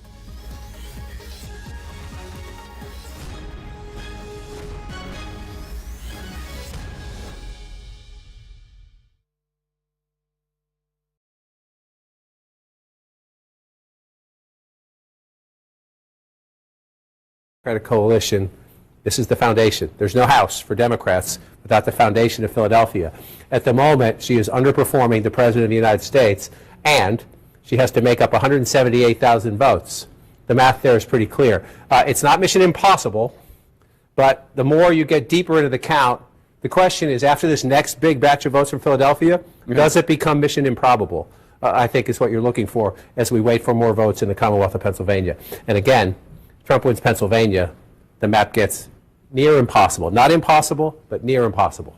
There have been stories written a week or two ago about Democrats in Philadelphia sounding the alarm and basically using the press to send the message to the Harris campaign that they didn't think that the Harris campaign was listening to Philadelphia Democrats enough about the need to improve the margins. And just, Donald Trump lost Pennsylvania in 2020, but he improved his vote count in Philly. From 2016 to 2020, and it looks like he's doing that again tonight, even while improving his margins in the collar counties, as opposed to what happened 4 years ago. Well, we don't have the raw numbers yet, obviously, because we're at 70%, but he's at 22 if you round that up, 117,000 votes. Let's just go back and look. He's certainly on track to. If he keeps the percentage he's at now, right? He's at 18% there, and he had 132,000 votes. He's at 117,000 votes, and we still got 30% of commit. So it sure looks like he's overperforming 2020. We're not done yet, but it sure looks like that. And then, so the analysis afterwards will be, who is it? Is it black voters in Philadelphia? There are some suburban areas outside of Philadelphia there. There are some affluent white voters there as well. But that will be the analysis afterwards. The thing that strikes me is we're going through these states. The thing you heard in the last week from the Harris people is that we're on the ground. Our labor allies are on the ground. Our progressive groups are on the ground. Our LGBTQ groups are on the ground. We're knocking on doors, and we don't see the Trump people anywhere. Trump did sort of contract out his get out the vote. I was in 7 or 8 of these battleground states in the last couple of weeks. We didn't see many Trump people out there at all, just doing phone banks. But what happened in 2016 is Trump's support was organic. It was organic. And so, the Trump campaign says, texts and phone calls work to turn out voters. Democrats think it's knocking on the doors. If this map holds up, that's going to be a big conversation about motivating and turning out voters in this technology age. What works best? What kind of contact works best? Or, the vice president's campaign, well, they say she only had 110 days. She didn't have enough time to introduce herself. Or, that part, we're not done yet. But that's what's going to happen, if that happens, is who the finger pointing in the Democratic Party. We're not there yet, but as you watch this map fill in, another thing that is distinctive at the moment, we're not done yet. In 2 presidential elections, Donald Trump has lost the popular vote both times. At the moment, he's 5.1 million votes ahead. We're just starting to count in our most populous state. So there's a long way to go, and that could change. But that would be a trophy, if Donald Trump wins this election, that would be a trophy he would very much like to claim after losing the popular vote in 2 elections in a row. And you also know there are people in the senior echelons of the Trump campaign who say that they still do direct mail. Because there's said seniors, you can't reach seniors through texting and emails. That the way to reach them is with direct mail, which a lot of people in politics today laugh off. But guess who votes more than young people? Seniors. Sarah Seidner. Let's go to Wisconsin if you can, because I want to bring in Sarah Seidner, who's at a vote counting center in Milwaukee right now. With 66% of the vote in, Donald Trump is in the lead there with 50.6%. In Wisconsin in general, Kamala Harris with 47.8%. Donald Trump right now in the lead by almost 60,000 votes. Sarah, you have officials with you who can tell us about the outstanding vote in Wisconsin. Still about 1/3 of the state's vote is outstanding. What can you tell us? Yeah, we just heard a big cheer go up here in Milwaukee at the central count, as they call it, because all the wards have finally reported. So they are counting these ballots as fast as they can. They do believe that they're going to be able to give some kind of idea of this count after midnight. It will not take the extra 2 or 3 hours they thought it might because of that problem with what happened with the tabulators, which, by the way, are right behind me, one of them. All 13 of them, there was an issue, a door was not locked, and so they, out of an abundance of caution, decided that they were going to rerun through the absentee ballots, 30,000 of them, but they've been able to do that, and now they're about 80,000 of 325,000 that have already been processed. All right, with me now, we have Patricia Ruiz-Cantu and Douglas Haig, Republican, Democrat. Both of them are on the Milwaukee Election Commission. First of all, how are things going, and do you think we're going to find out something soon? We will. I think things are going really well, even though we had a little hiccup. But, as Let's now take a look at the latest projections by CNN. Former President Donald Trump has won Ohio, Iowa, Kansas and Idaho. Now, there are 17 electoral votes at stake in Ohio, 6 electoral votes at stake in Kansas and 4 of them at stake in Idaho. In fact, CNN has also projected that Vice President Kamala Harris has won California, Oregon, and there are about 54 electoral votes that are in stake in California, and it takes at least, remember, 270 electoral votes to win the US presidential race. Now remember, America is waiting with bated breath, and so is the world, for the outcome of this closely contested US elections 2024. Which way is it swinging? All eyes are on the 7 swing states, but out of them, Pennsylvania, Michigan and Wisconsin, the states that fall in the Rust Belt, really become very, very important. Right now, the projections really are showing that what so far has traditionally voted in favor of the Democrats, and talking about the Rust Belt, is really swinging in favor of the Republican. And that also is going to be some amount of bad news for Kamala Harris. Remember, still more than a third of the votes are to be counted, especially in the Rust Belt. We are still waiting for those numbers to trickle in. But right now, let me take this across to my guests who also are joining us on the broadcast. Nicole Brennan is a Democrat strategist. Tara Carter, he's a former director, NSCS, and she's with us on the broadcast. Tara, I will take this across to you, and let's also specifically talk about the Rust Belt that I was just mentioning before our viewers. It is traditionally voted in favor of the Democrats, but when it is about Pennsylvania, when it is about Wisconsin, it's only Michigan so far that is standing for Harris. We are still waiting for the votes to be counted. But do you see a complete turnaround happening in favor of Trump as far as this Rust Belt is concerned? It is actually very surprising, because I did expect that Pennsylvania in particular would be, totally for Kamala Harris. But, the reality is in America is that while they talk to all of us about, equal rights and blah, blah, and all that stuff, it's very, very, Trump is all American. He gives that image. He's white. He talks about all the right issues, taxes, everything. Kamala Harris, woman, brown skin, a problem. It's going to be a problem even among Indians. And Pennsylvania, as you know, has a large Indian population. Urban areas where I thought there would be, I expect that, and even now, that urban areas will vote more for Kamala Harris. But that is not going to change. I mean, there is a huge... The fact that they've never had a woman president is not accidental. It's a reality. That they had Barack Obama, they are lucky. I mean, I think that was a great thing that happened to the US. But also, I think the fact that Kamala Harris is handling that whole anti-incumbency factor. And let's face it, in the last few months, Biden had a really bad run. I mean, he was, come across as unable to govern, and then Kamala Harris was brought in at the last minute, virtually at the last minute when he was virtually told to go.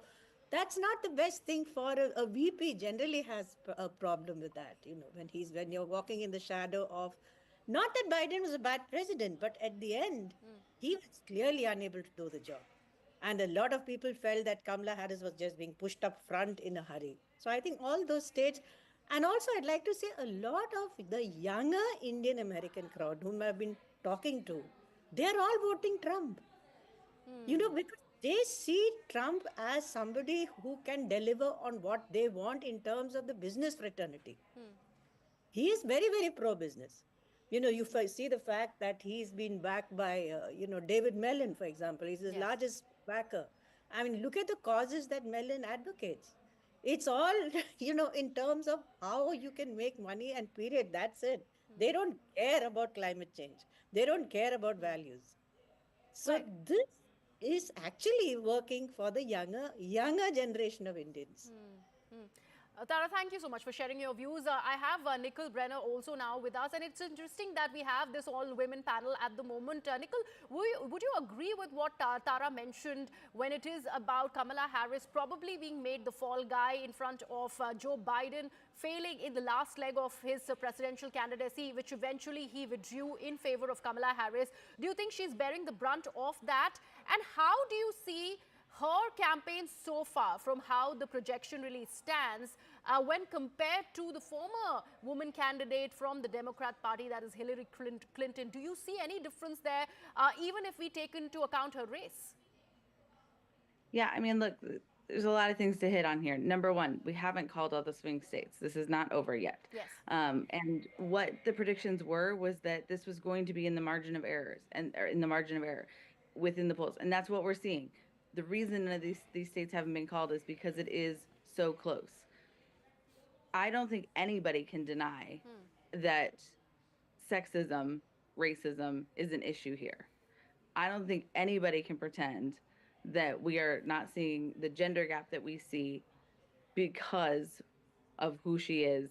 But the difference between 2016 and now, and this will be analyzed to death, is that a lot of Hillary Clinton's campaign was about the fact that she was a woman. It was about making that history. It was that I'm with her. And that is not what the Harris campaign did. They didn't lean into, we are going to make history, we are going to achieve this. They leaned into issues. They communicated with voters about what they felt that Americans care about. And they are correct that they do. They want affordable housing. They want to be able to have childcare that is affordable. They want to have autonomy over their own bodies. No one wants their freedoms taken away from them. These are things that Americans find incredibly important.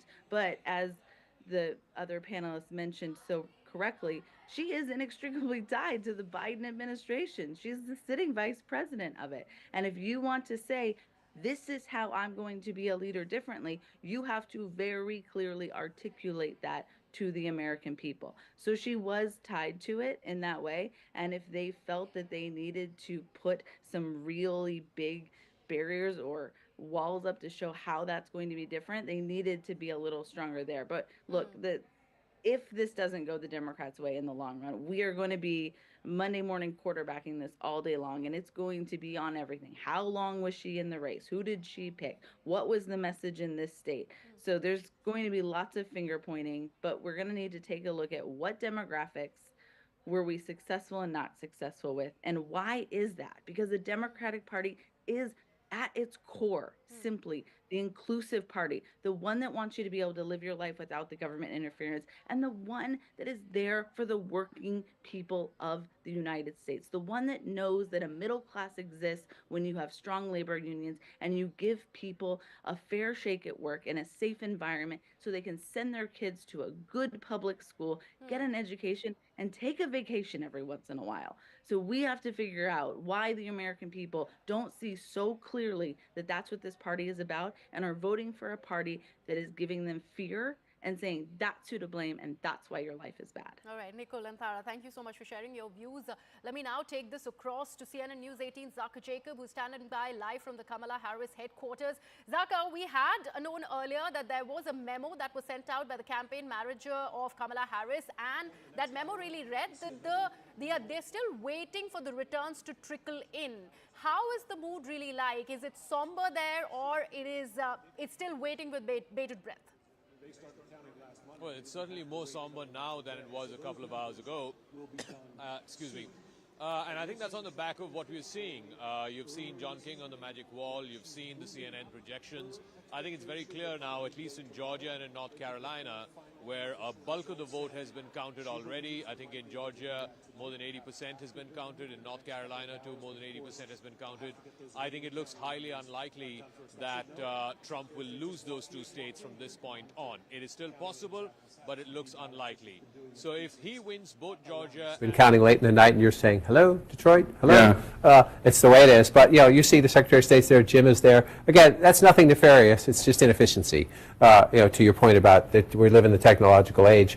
And Jim just said, they changed the law in Michigan so you could count some of the early votes, beforehand and then release them after the polls close. So it adds to the why. But right now, let's focus on the what, which is an 86,000 vote, almost 87,000 vote lead for the former president, again, in one of the states he flipped in. I just want to pull that out to make sure I'm right. Yes, he's leading in all three of them now. Oh, wait, that changed while we were talking. That changed while we were talking. She was ahead in Michigan, ahead. And now she is no longer ahead. Now Donald Trump is in the lead. Right now, not all the votes are counted, but right now he's leading in all three blue wall states. Plus North Carolina, plus Georgia, plus Arizona, plus Nevada. We're not done with the count. We're not done with the count. But this is right now the map of 2016. That is the map of 2016, and that is the 5-alarm fire inside the Harris campaign to get on the phone. Again, we're not done, and we lived through 2020. And I want to say it again, slowly and clearly. 2020, this time of night, there were states that changed, and they were largely, Pennsylvania changed. Trump was ahead in Georgia. Things have changed. There's not as many mail ballots out there as in 2020, so I would not expect as dramatic a swing. The question then becomes, go state by state, county by county, is the math there? And, I'm trying to be fair and trying to be, it's possible, it's possible. When you're leading in all of them and you're Trump, I mean, that's what you're sitting in the headquarters. So maybe they're not going to win them all, right? Maybe they're not going to win them all, but they're leading in all of them right now. And so let's just look at what happened here and come on in. Number one, it's the smaller rural counties. When they fill in, again, it's, you say, oh, that's not a lot of votes. Well, that's a lot of votes when you have it there, and then you have it here, and then you have it again here.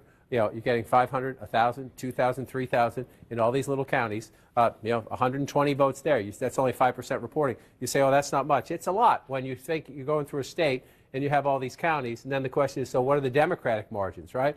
You've got 83 counties in the state of Michigan. So 56%, we're about halfway through in Kent County. It's the Grand Rapids suburbs, and she's running a little bit ahead of the president there. But, Jake, the big question in Michigan is, when do those Wayne County votes come in, and what do they do to the statewide total? All right, John. Well, CNN has a major projection. CNN projects that Donald Trump will win the state of North Carolina. This is the first of 7 battleground states that we're keeping an eye on, and we are calling it for Donald Trump. What does that mean for the electoral count? Donald Trump now has 227 electoral votes. Kamala Harris has 153. 270 are needed to the win. Let's go to Trump HQ in West Palm Beach, Florida, where we find Caitlin Collins. And Caitlin, CNN is now calling North Carolina for Donald Trump. This is the first of 7 battleground states that the campaign is watching with eagle eyes. Yeah, Jake, remember when I told you a few hours ago that it was going to be seen as a gut check for the Trump campaign? Listen here.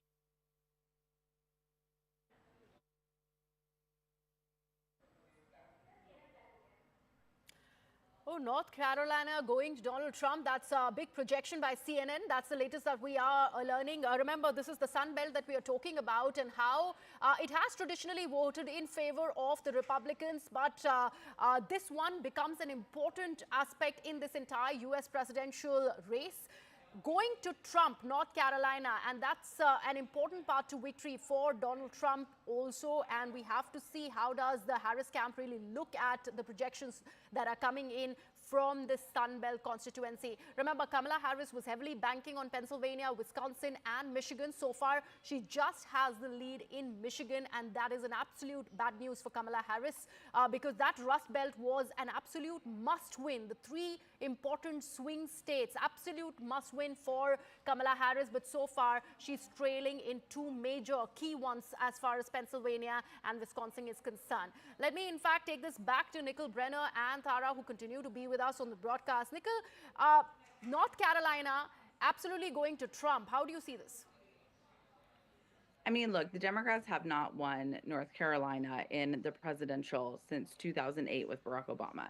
This state even came on to our map when Joe Biden decided to not run and the vice president was nominated. So, yes, it's one of the swing states in this election. Yes, we see now how close it is, but this was a new addition late in the race for the Democrats and was never a must win to get there. As you've noted, the blue wall, or as some people call it, the Rust Belt, that is the key to her victory. So it was great to be competing in North Carolina. North Carolina did have a good night in some ways. They've elected a Democratic governor this evening, which is a very big deal for the constituents there.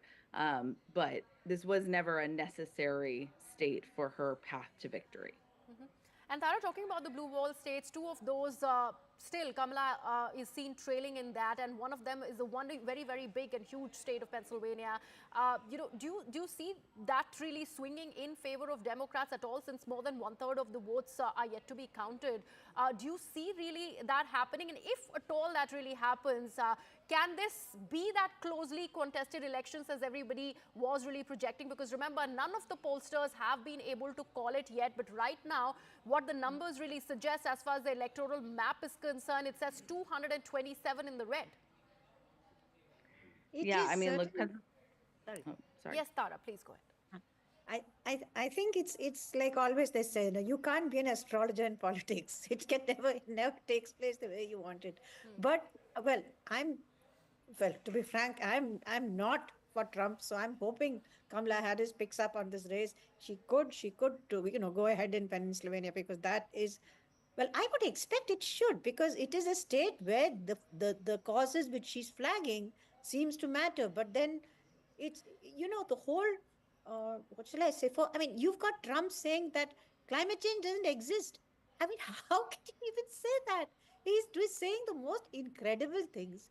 He wants to building the wall on immigration is probably something that will appeal to voters, because it's a very, very strong issue here in terms of the, kind of, and. But Tara, the fact that you say that Iowa has voted in favor of Trump, and there is a huge amount of Latino vote bank over there which did not vote in favor of Harris.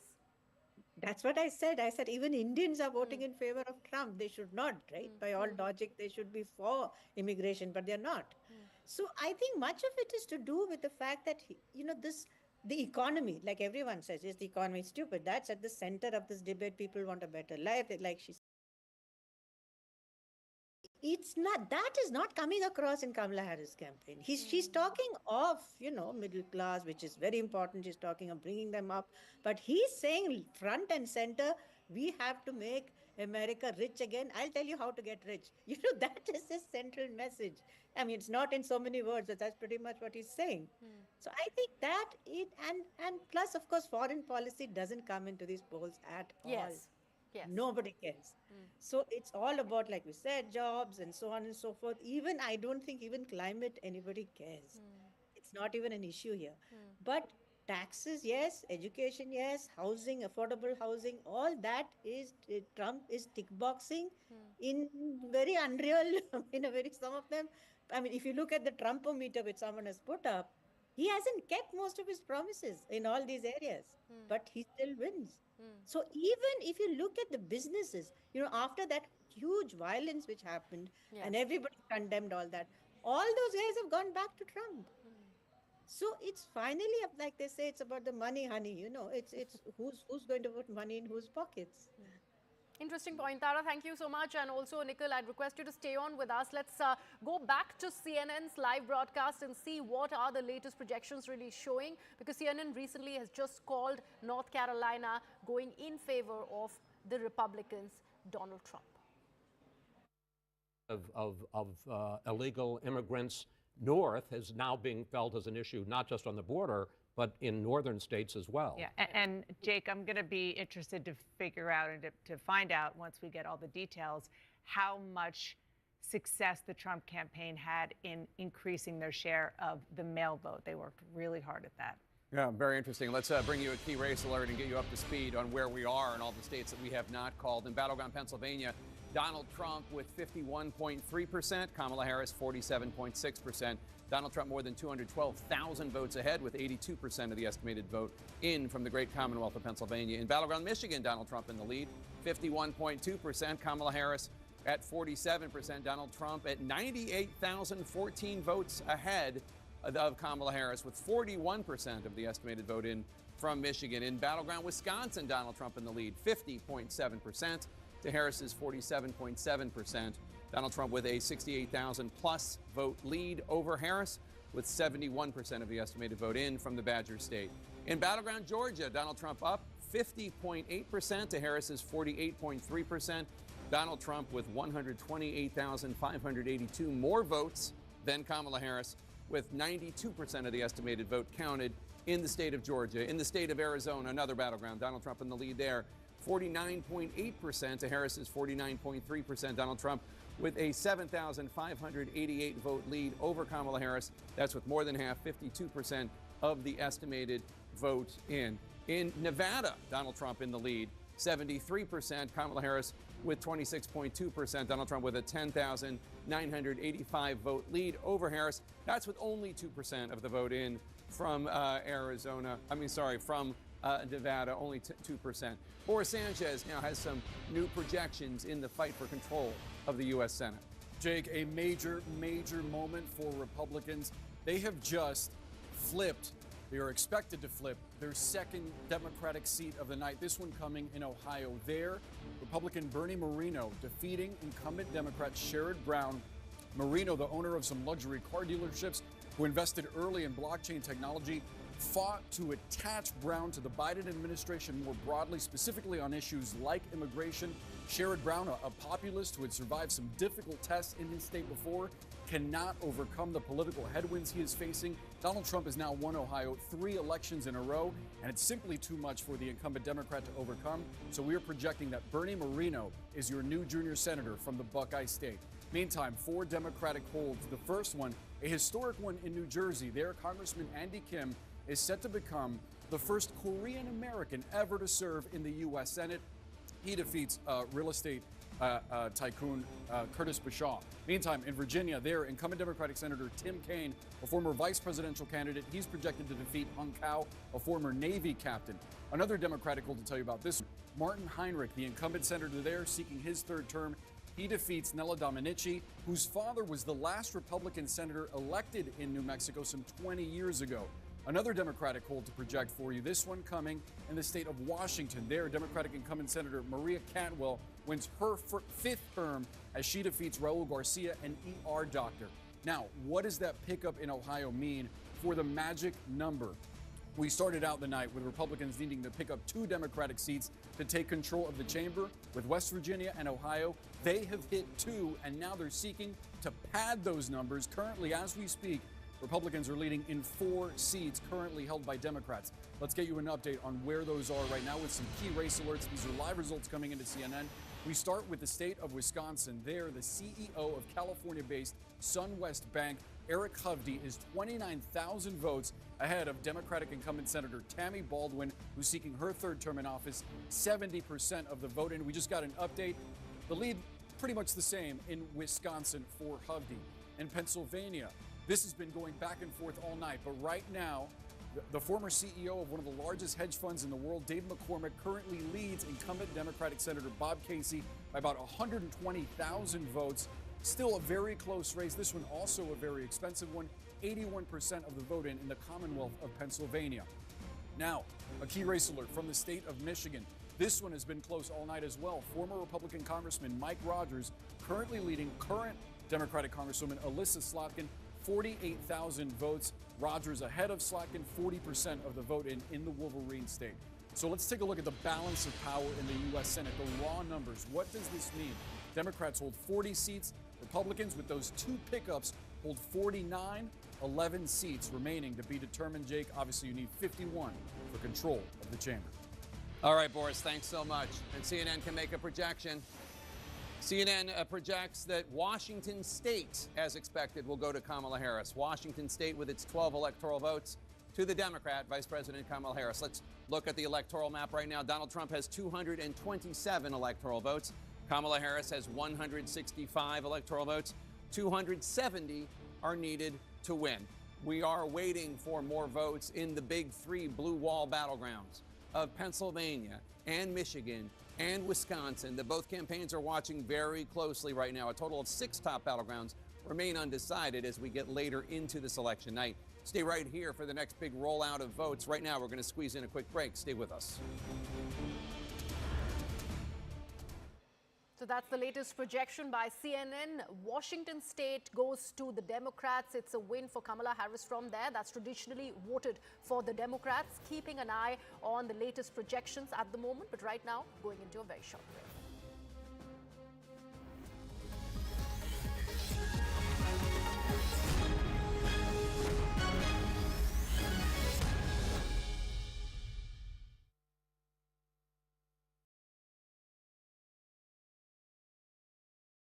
Of the Republican, and that also is going to be some amount of bad news for Kamala Harris. Remember, still more than a third of the votes are to be counted, especially in the Rust Belt. Round where Donald Trump leads 50.8% of the vote. Kamala Harris has 47.8% of the vote. Donald Trump has a 145,388 vote lead over Kamala Harris right now with an estimated 85% of the vote in from the Tar Heel state.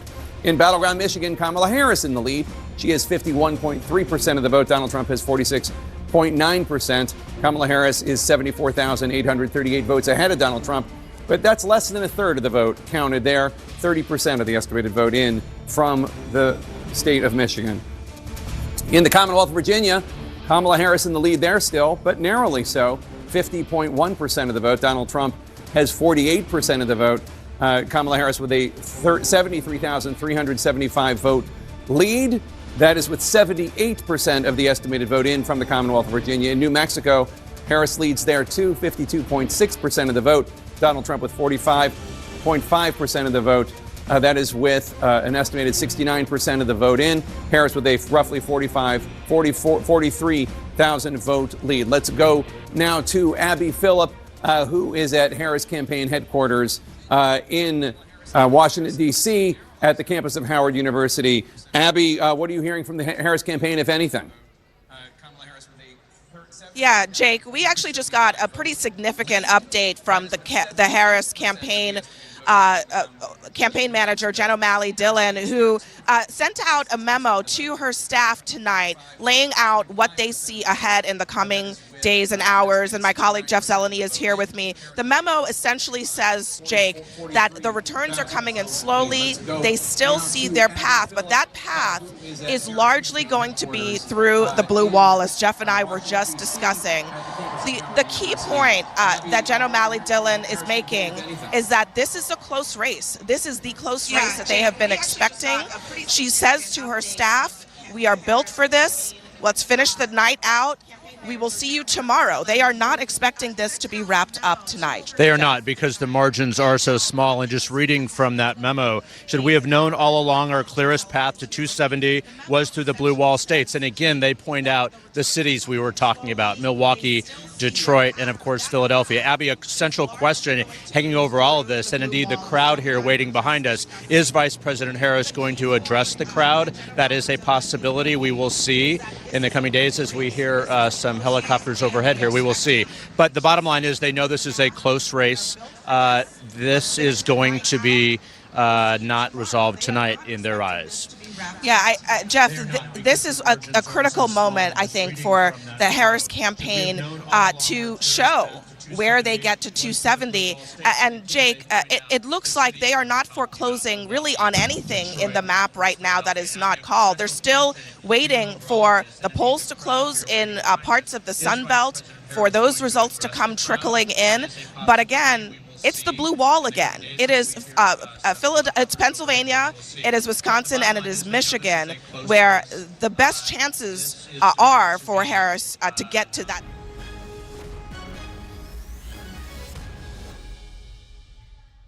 Welcome back. We are continuing with our coverage on the U.S. presidential race, and the latest projections that CNN is talking about is seeing a lead, in fact, a win for Trump from North Carolina. That's one of the key swing states that has been won by the Republicans, and that aspect becomes a very, very crucial one when it is about this race to the White House. We also are learning that Kamala Harris has won Washington state that has traditionally voted for the Democrats. Let me take this across to CNN News 18 Saka Jacob, who is live with us from the Kamala Harris HQ.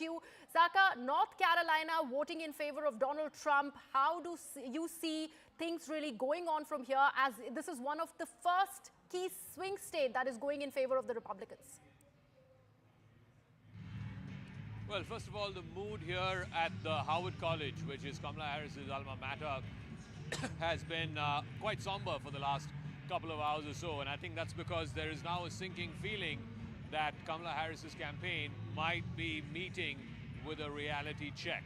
Remember, coming into election night, she had a very straight and narrow path, a risky one, but a straight and narrow path to 270. And that was to win the blue wall states of Wisconsin, Michigan, Pennsylvania. As of right now, she is trailing in 2 out of those 3 states, including the biggest one, Pennsylvania. Is it possible that she can reverse those trends in those 3 states? It is very much possible. There is still a lot of vote out which is yet to be counted. So it's possible that the situation as it stands right now, where she's trailing in Pennsylvania, trailing in Wisconsin, leading only in Michigan, can turn by the end of the night. Yes, that's possible. But the problem for Kamala Harris is this, that she is almost certainly not likely to win Georgia. More than 90% of the vote is in Georgia. There's very little outstanding in a way that it can overturn Trump's lead of over 200,000. North Carolina, which is the other big state which you were referring to, again, 16 electoral college votes, has already gone to Donald Trump. Coming into election night, Kamala Harris needed to demonstrate that she has strength, she has the ability to flip one more state other than the blue wall. The reason for that is because then she's not dependent only on the blue wall like she is right now. Georgia, like I said, highly unlikely that it will go to Kamala Harris, which means that she has to win Pennsylvania, she has to win Wisconsin, she has to win Michigan, and right now it is not looking good for Kamala Harris. So, which is why this high-risk strategy of coming into election night, putting all your eggs in that one basket, that one blue wall, was not particularly the smartest strategy by the Harris campaign. We don't know about Arizona and Nevada yet. Those are going to, report results much later because they're further out west. But as of now, it is looking like a slightly bleak night for the Harris campaign as we go past midnight, Tuesday night, going into Wednesday. Whether things will change by early Wednesday morning, we might get results blue wall states, but right now it is looking quite somber, quite bleak for the Harris campaign, because they realize they came in with a single shot strategy, which was to win the 3 blue wall states and forget about the rest.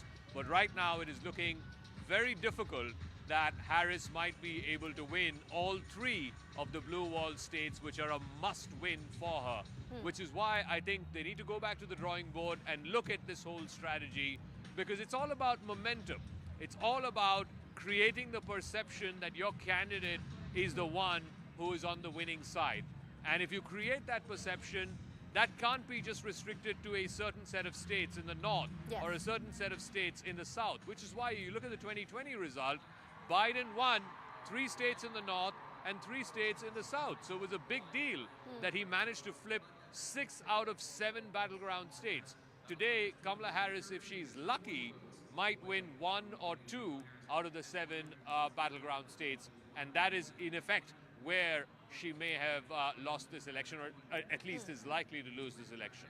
Wait, Zaka, do you think what went wrong for Kamala Harris had a lot to do with the last leg of Biden's presidency? Probably she is now being made a fall guy because she was got in the very last minute because he was not able to go through with his presidency. A lot of Democrats really wanting him to step down, and that also is not really working in favor of Kamala Harris. Or for that, or do you think it is the fact that she is a woman candidate? We'd seen what had happened in the favor of Hillary Clinton in 2016. Do you see any kind of equating of the Harris's campaign when it is about the 2016 Clinton campaign? No, so I think the first part is certainly right. Joe Biden was extremely unpopular. I think his approval ratings were probably as bad as George W. Bush's approval ratings were when he left office. And Biden simply, did not give enough time, I reckon, for Kamala Harris as the Democratic challenger to try and put up a fight against Donald Trump. Donald Trump also very cleverly tied both Biden and Harris together to the same ticket. So he basically made the case to the American people that Kamala Harris just can't wash away her responsibility from the mess that America finds itself in, or at least a large majority of the voters seem to find America in a bit of a mess. They don't think that their economic condition has improved in the last 4 years. They don't think America should be involved in all of these wars that are going on. And Trump and his team very, very astutely linked Kamala Harris to the Biden ticket, to the Biden record.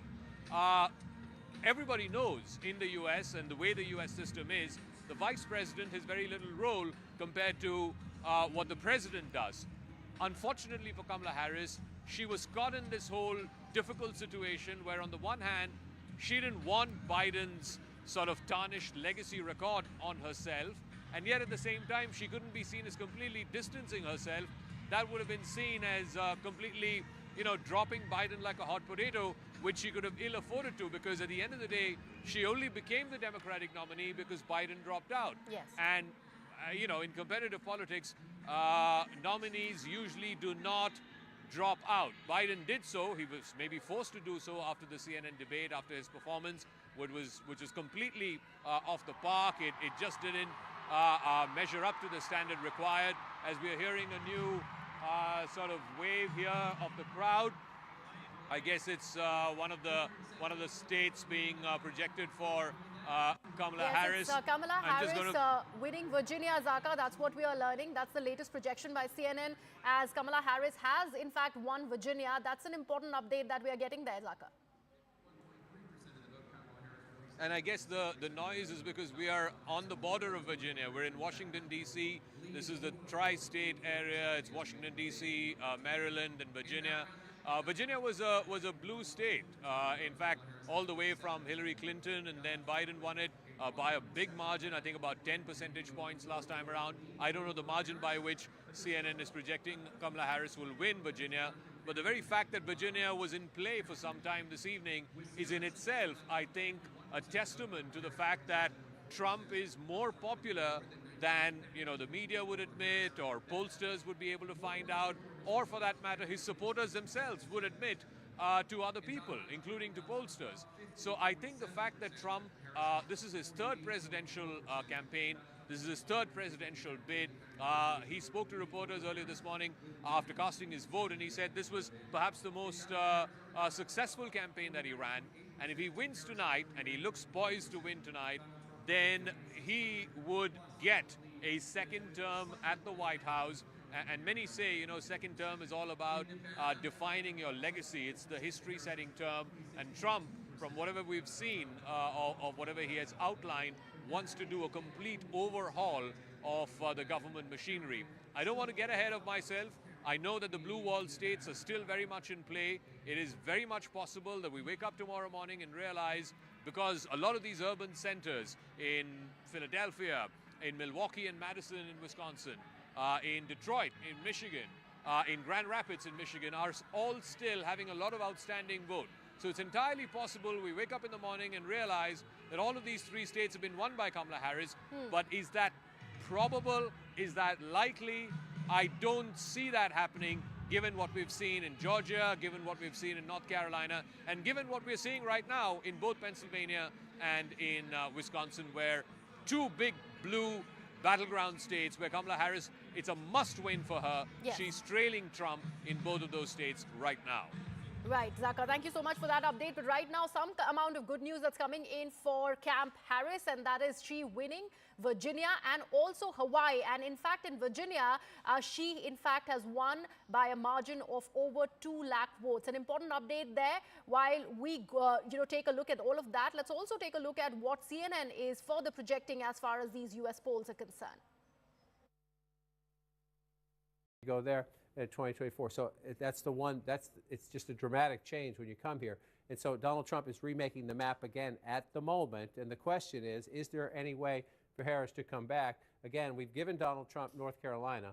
So let's see where we are in Georgia. If Donald Trump also carries Georgia, the vice president cannot afford to lose Pennsylvania. Yes, Nevada's out there, Arizona's out there, Michigan and Wisconsin are out there. 19. I'll show you what I mean in a minute. So can she come back in Georgia to stop that from happening? She's limiting her. If he wins Georgia, her path is so limited. So it's 118,000 votes right now. In a state decided 4 years ago by 11,700 votes, Donald Trump with 93%, that's an important number, of the vote counted is ahead by nearly 120,000 votes. So you're looking, this is where they would have to be. You can pick up votes elsewhere, but that's where most of the votes are. That's close to half of the state population, right in Atlanta and the metropolitan area around it. So what's out there? Are there live outstanding votes out there? Well, let's take a look. The answer is yes. Let me get rid of the coloring so you don't have to see that. The answer is yes, they're out there. You're at the point now where you're talking about drawing to an inside straight flush, essentially. You need these votes to come in overwhelming numbers for you. But you do see there's the mathematical possibility. This is why the Harris campaign is on the phone. This is why I assume Donald Trump has not come out yet to say anything, because he's hoping that this one comes off the board as well. You're looking at the math right there. It's possible. So we're waiting for more votes in Georgia. So then you come up, Jake, and we'll look at the blue wall states in a minute to see if any of the math is changing. But if you look at the map right now, you would so much rather be Donald Trump than the vice president. All right, and we have a projection, John. CNN can project that Kamala Harris will win the Commonwealth of Virginia. Commonwealth of Virginia, with its 13 electoral votes, will go to the Democrat Vice President Kamala Harris. What does that mean for the electoral math? Let's take a look. With 270 electoral votes needed to win, Donald Trump is only 40 behind that with 230. Kamala Harris has 182 electoral votes. Let's bring you a key race alert. Where are we with all the states that we have not projected yet? Pennsylvania, Donald Trump in the lead. 51.3% of the vote. Kamala Harris, 47.6% of the vote. Donald Trump has a more than 213,000 vote lead over her with 84% of the estimated vote in from Pennsylvania. In battleground Michigan, Donald Trump up there, 51.2% of the vote. Kamala Harris has 47% of the vote. Donald Trump with a 107,294 vote lead over Harris. But there's still about 55% of the vote that has not been counted in Michigan. A lot of votes to count in Michigan. Wisconsin now, Donald Trump 51% of the vote, Kamala Harris 47.4%. Donald Trump with a more than 92,000 vote lead over Harris. That's with more than 3/4 of the votes counted in Wisconsin, 77% of the vote. In battleground Georgia, Donald Trump up 50.7% to Harris's 48.4%. Donald Trump with a 118,838 vote lead over Harris with 93% of the estimated vote in. In battleground Arizona, Donald Trump up 49.8% to Harris's 49.3%. Donald Trump with a 9,600 plus vote lead. That's with slightly more than half of the vote counted in Arizona, 52%. In Nevada, Donald Trump up 73% to Harris's 26.2% of the vote. Donald Trump with an almost 11,000 vote lead. But that is, again, with only 2% of the estimated vote in Nevada counted. Still a lot of votes to count in Nevada. John? So, Jake, let's look at, right now you're looking at the big map and you're seeing all that red. Yes, Virginia, we just projected for the vice president. That one's blue. I'll take a closer look in a minute at that one. But you're looking at the blue wall states. Essentially, Harris's only path is to come back in these 3 states right there. I can give you a conceivable possibility where she only has to come back in 2 of them, but she has to come back in all 3 of them to have a reasonable path to 270 electoral votes. And it's a problem at the moment, 168,000 votes. I'm told more votes just recently came in Philadelphia, and indeed they did. So now you're up to 76% estimate. These can change a little bit as more votes come in. But you see that, the vice president opening a healthy lead in Philadelphia, which is a building block of a Democratic win in Pennsylvania. The question is it enough? I just showed you Trump was leading. So 78%, 477,000 votes. If you go back 4 years ago, it's 81%. and it's 603,000 votes. Remember that. 81 and 603, 78 and 477. Can she move both numbers up when we get the final quarter of the vote? That's the challenge, because you need that math, forgive me, to overcome that. 168,000 votes in a state that was decided by 80,000 votes 4 years ago and 40,000 votes 4 years before that. That is a big lead in a tight state like Pennsylvania with 85% of the votes. So you're saying, is it just Philadelphia and the suburbs where there are outstanding votes? Again, if you're joining us late, the larger the circle, the more votes that are still outstanding to be counted, the color, the way the candidate, who's winning in that area at the moment. And so you've got, you still do right here, Philadelphia, Delaware County, Chester County, Montgomery County. There's still some math to be done there. A little bit out there in Allegheny County, where we talked to Brian Todd early in the night. A little bit up in Erie County, which is a swing county. Tends to be very close, though. So let's come back and look at this as we come through it. Number one, there are bellwether counties in Pennsylvania. Northampton is one of them, and Trump is winning with 52% of the vote right now. This county usually picks the winner in the state. As I say that, I'll say its twin is Erie, way over here. Not twin geographically. It's twin in that they voted twice for Obama, then for Trump, then for Biden. Erie and Northampton, 2 of the 25 counties that did that. At the moment, the vice president is leading in Erie County. In the last campaign, it was Vigo County, Indiana. Their streak of picking the winner went off the board. We'll see if the 2 swing counties in Pennsylvania split as this election goes through. But if you're looking at this map right now,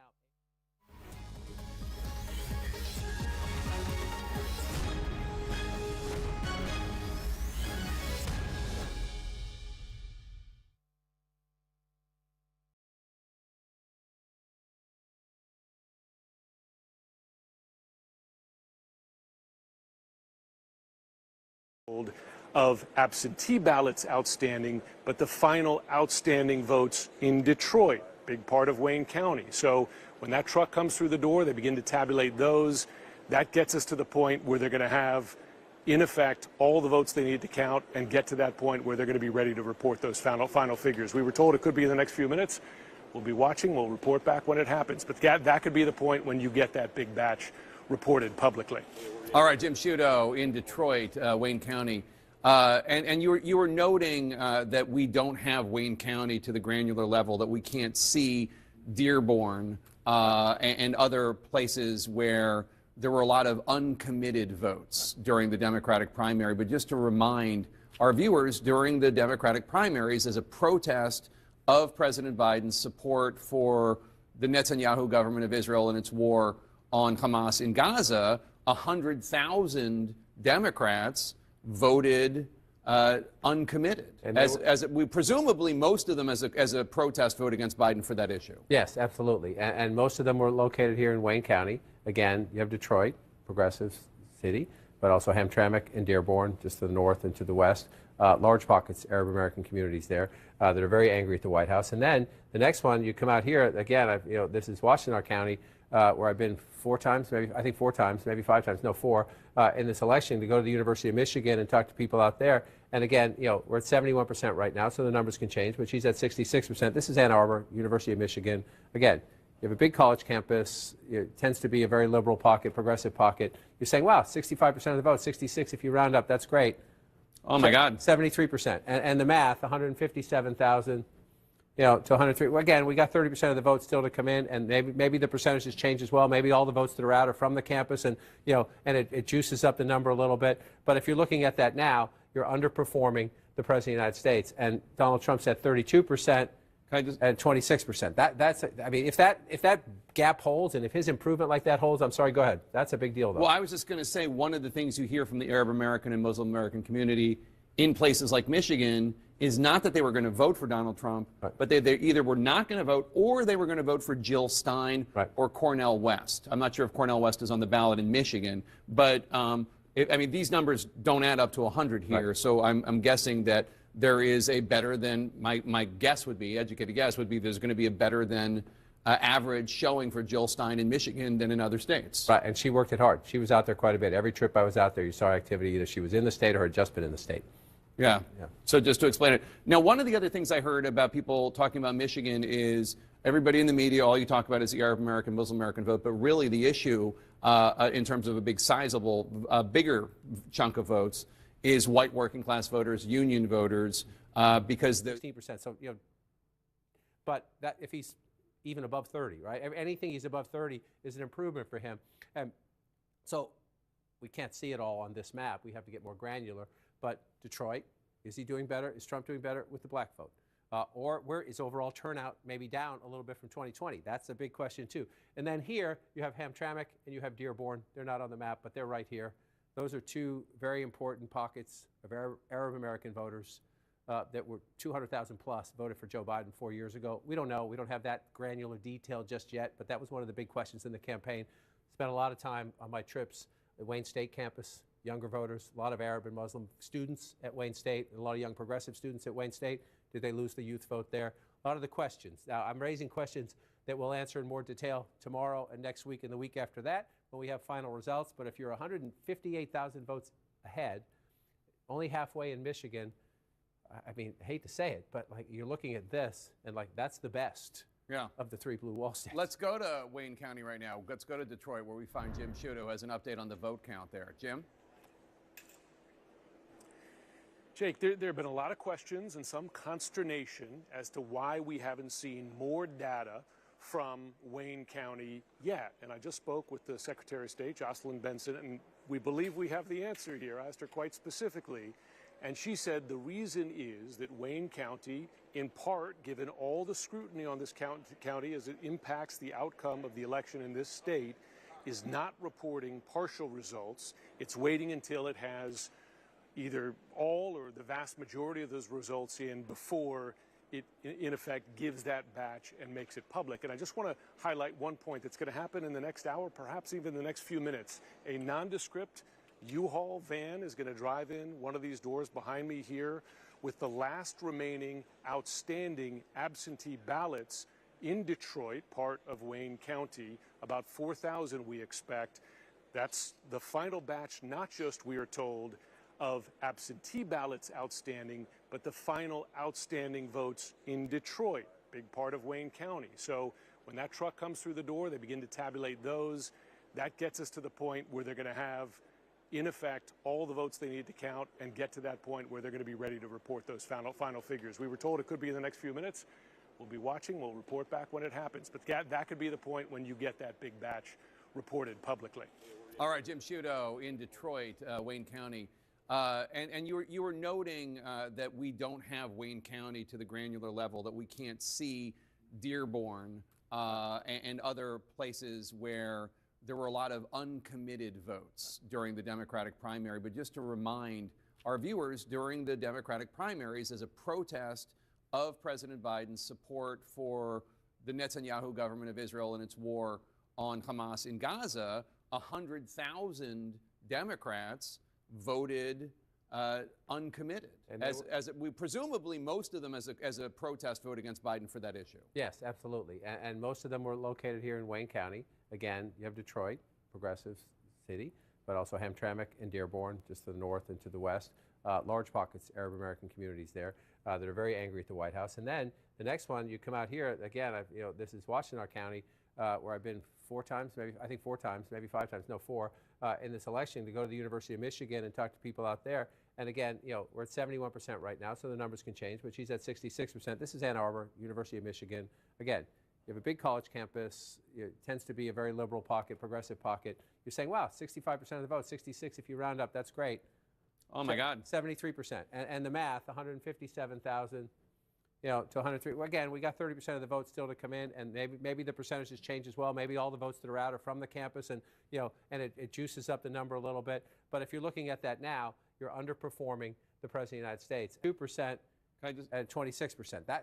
I mean, if that gap holds, and if his improvement like that holds, I'm sorry, go ahead. That's a big deal, though. Well, I was just going to say, one of the things you hear from the Arab American and Muslim American community in places like Michigan is not that they were going to vote for Donald Trump, but they either were not going to vote or they were going to vote for Jill Stein or Cornel West. I'm not sure if Cornel West is on the ballot in Michigan, but I mean, these numbers don't add up to 100 here, so I'm guessing that there is a better than, my guess would be, educated guess would be, there's going to be a better than average showing for Jill Stein in Michigan than in other states. Right, and she worked it hard. She was out there quite a bit. Every trip I was out there, you saw activity, either she was in the state or had just been in the state.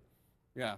So just to explain it. Now, one of the other things I heard about people talking about Michigan is everybody in the media, all you talk about is the Arab American, Muslim American vote, but really the issue in terms of a big sizable, bigger chunk of votes is white working class voters, union voters, because the Trump campaign ran ads slamming Harris's position on electric vehicles, EVs, and that is actually going to be more significant ultimately. That was, this is just their projection, than the Arab American, Muslim American vote. Is there any way we can gauge that, how well or poorly she did compared to Biden when it comes to white, non-college educated union voters? David would have the exit polls, so you could look at union households. That's a question on the exit polls. I can show you some counties where we were.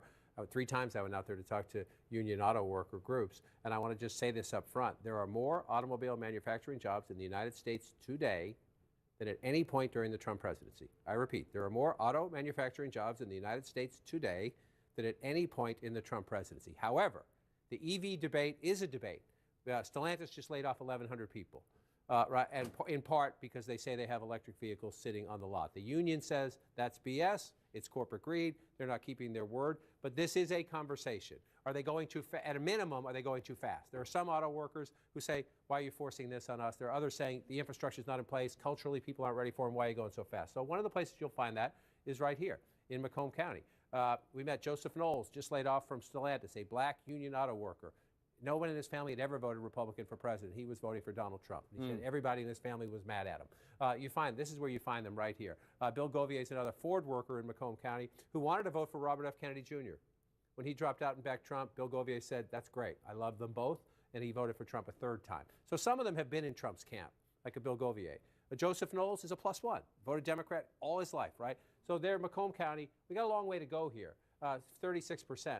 But Trump at 58, when you round that up, Trump at 53 right there. So again, we'll see if that sustains itself. Yeah. And the Biden number at 45, the Harris number at 40. If that's the number at the end, then it's very hard. Well, to there see you go, back and you can see why not all of that change is from that one issue or that one demographic I described, but that is quite significant if it holds. Let's go to Pamela Brown at the voting desk. Let's jump to Wisconsin if we could, because Pamela wants to talk about Milwaukee and what's going on there. Pamela? Yeah, I've been talking to officials there, Milwaukee County as well as the city. Let's look at Milwaukee County right now.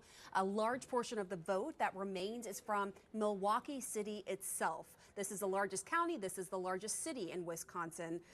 According to a source in Milwaukee County, 9 out of 19 municipalities are completely reported.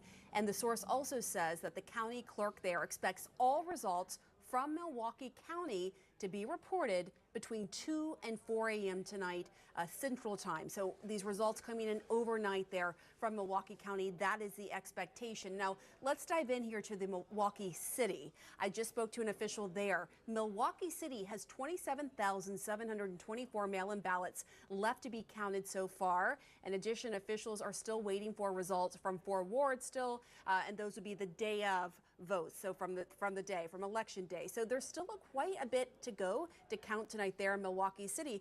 For context, 69% went for Biden in 2020. And as I mentioned, this is the largest county in Wisconsin. So we're keeping a close eye on this. All right, Pamela, thanks so much. Let's take a look at Wisconsin as long as Pamela drove us here.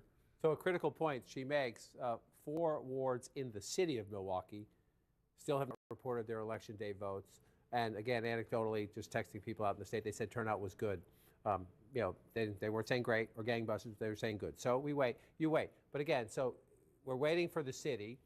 This is Milwaukee plus the suburbs around it. The county is what you see here. But she's at 66% and Joe Biden's at 69%. So when those city of Milwaukee votes come in, that not only does that percentage need to move, but that math needs to change quite significantly if you're trying to make up that. Now, 96,000. That's better than 150,000, right? Simple math, people. We always say politics can be very complicated. Sometimes it comes down to basic arithmetic. Are there enough votes still out there to overcome a 96,000 vote lead?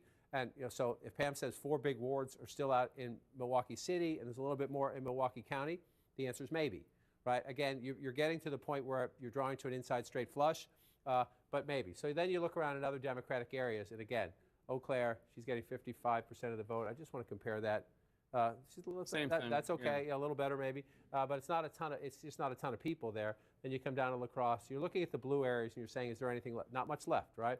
It's not a huge swing anyway. So even if you pick up some votes, Yeah. you're not picking up a ton there. So if you're looking at this map now, I just want to check what was our percentage here? 95% in Dane County, and these other blue counties around it. I'll hit them for you. You just see they're pretty small population-wise. I mean, not tiny, but again, you're at 95% Rock County, 95% Greene County, 92% Lafayette County. That one is a little bit smaller. So again, the math's getting really hard if you're trying to figure out, can Harris Yeah. come back in Wisconsin? And I would say simply that it comes down to that, and those Milwaukee precincts that are out better be gangbusters. May I do a personal prerogative? May I see the Commonwealth of Pennsylvania? We haven't You checked may. in there in a while, and that's obviously a place near and dear to my heart. And I have questions about it. One of them is Allentown, which is blue right now. Allentown, the city of Allentown is 54% Latino, 54%, and Pennsylvania, as we've discussed, has the third largest Puerto Rican population on the mainland, behind only New York and New York and Florida. So my question is, how is she doing in this Latino area compared to Joe Biden 4 years ago? Again, cannot go granular just into the city of Allentown, but right. you can look at Lehigh County here, right? And I can already tell you, 51 to 48, if you're the Trump campaign, sure, you'd like to win it. But you're looking at 48% in Lehigh County, and you're feeling pretty good because you were 46 last time, right? And again, within a battleground state, you think margins within the margins, the battlegrounds within the battlegrounds. So Joe Biden at 53% with 98,000 votes, the vice president at 50% with 93,000 votes. Now, we're not completely done there, but that 5,000 votes makes a big difference. It just does, right? So and that's there, right? So then you come out here and you come up, let's just move on up, right? Carbon County, look at this, Trump getting 73% of the vote. He's improved. That's one of the places he's overperformed himself. And then you move up here, this is Lackawanna County, Scranton, Pennsylvania, Joe Biden's hometown. It's a tough, competitive blue-collar area, but 51 to 48 now, 54 to 45. And if that movement then, of 4% right, can be the whole thing. It's a couple thousand votes here. It's a couple of thousand votes there. I want to show you By something the way, else. can I just point out that Erie has now flipped. Erie, which has always voted with the presidential victor in Pennsylvania and nationally, is now with Trump. Has flipped, and let's see where the turnout is there. Again, it's one of the 25. They're at 95%. It's very close, but it's always very close. So you see Erie County, very close there. And I just want to come across the state, Northampton County. So you're on the, your Buffalo, New York border, and here's New Jersey here. You've got, 52 to 47 there. Not done yet, but the two multi-pivot counties, twice for Obama, then for Trump, then for Biden. At the moment, they're going back to Trump. I just want to show one more thing we haven't shown tonight. I just want to bring this up and bring this out. It's not here. It is here. No, it is here. Sorry. I will figure this out eventually. I promise you. I just have too many gizmos. Just want to come in here. Come on. And show you this. So let's go out nationally first. Everyone's been talking all night long about the headwinds. There'll be a lot of questions asked about this after the fact. This is not a good environment for any incumbent. Kamala Harris is the incumbent vice president. What this shows you is not votes. This shows you the darker the county, the more that county has been hit by inflation. Meaning, the darker the county, the more cost of living, energy prices, gas prices, housing prices in a lot of places have outpaced wage increases, right? Try to find me, see the green? Yeah, what does that mean? That's the county where your wages have outpaced inflations. You can use a hand. You will fill one hand.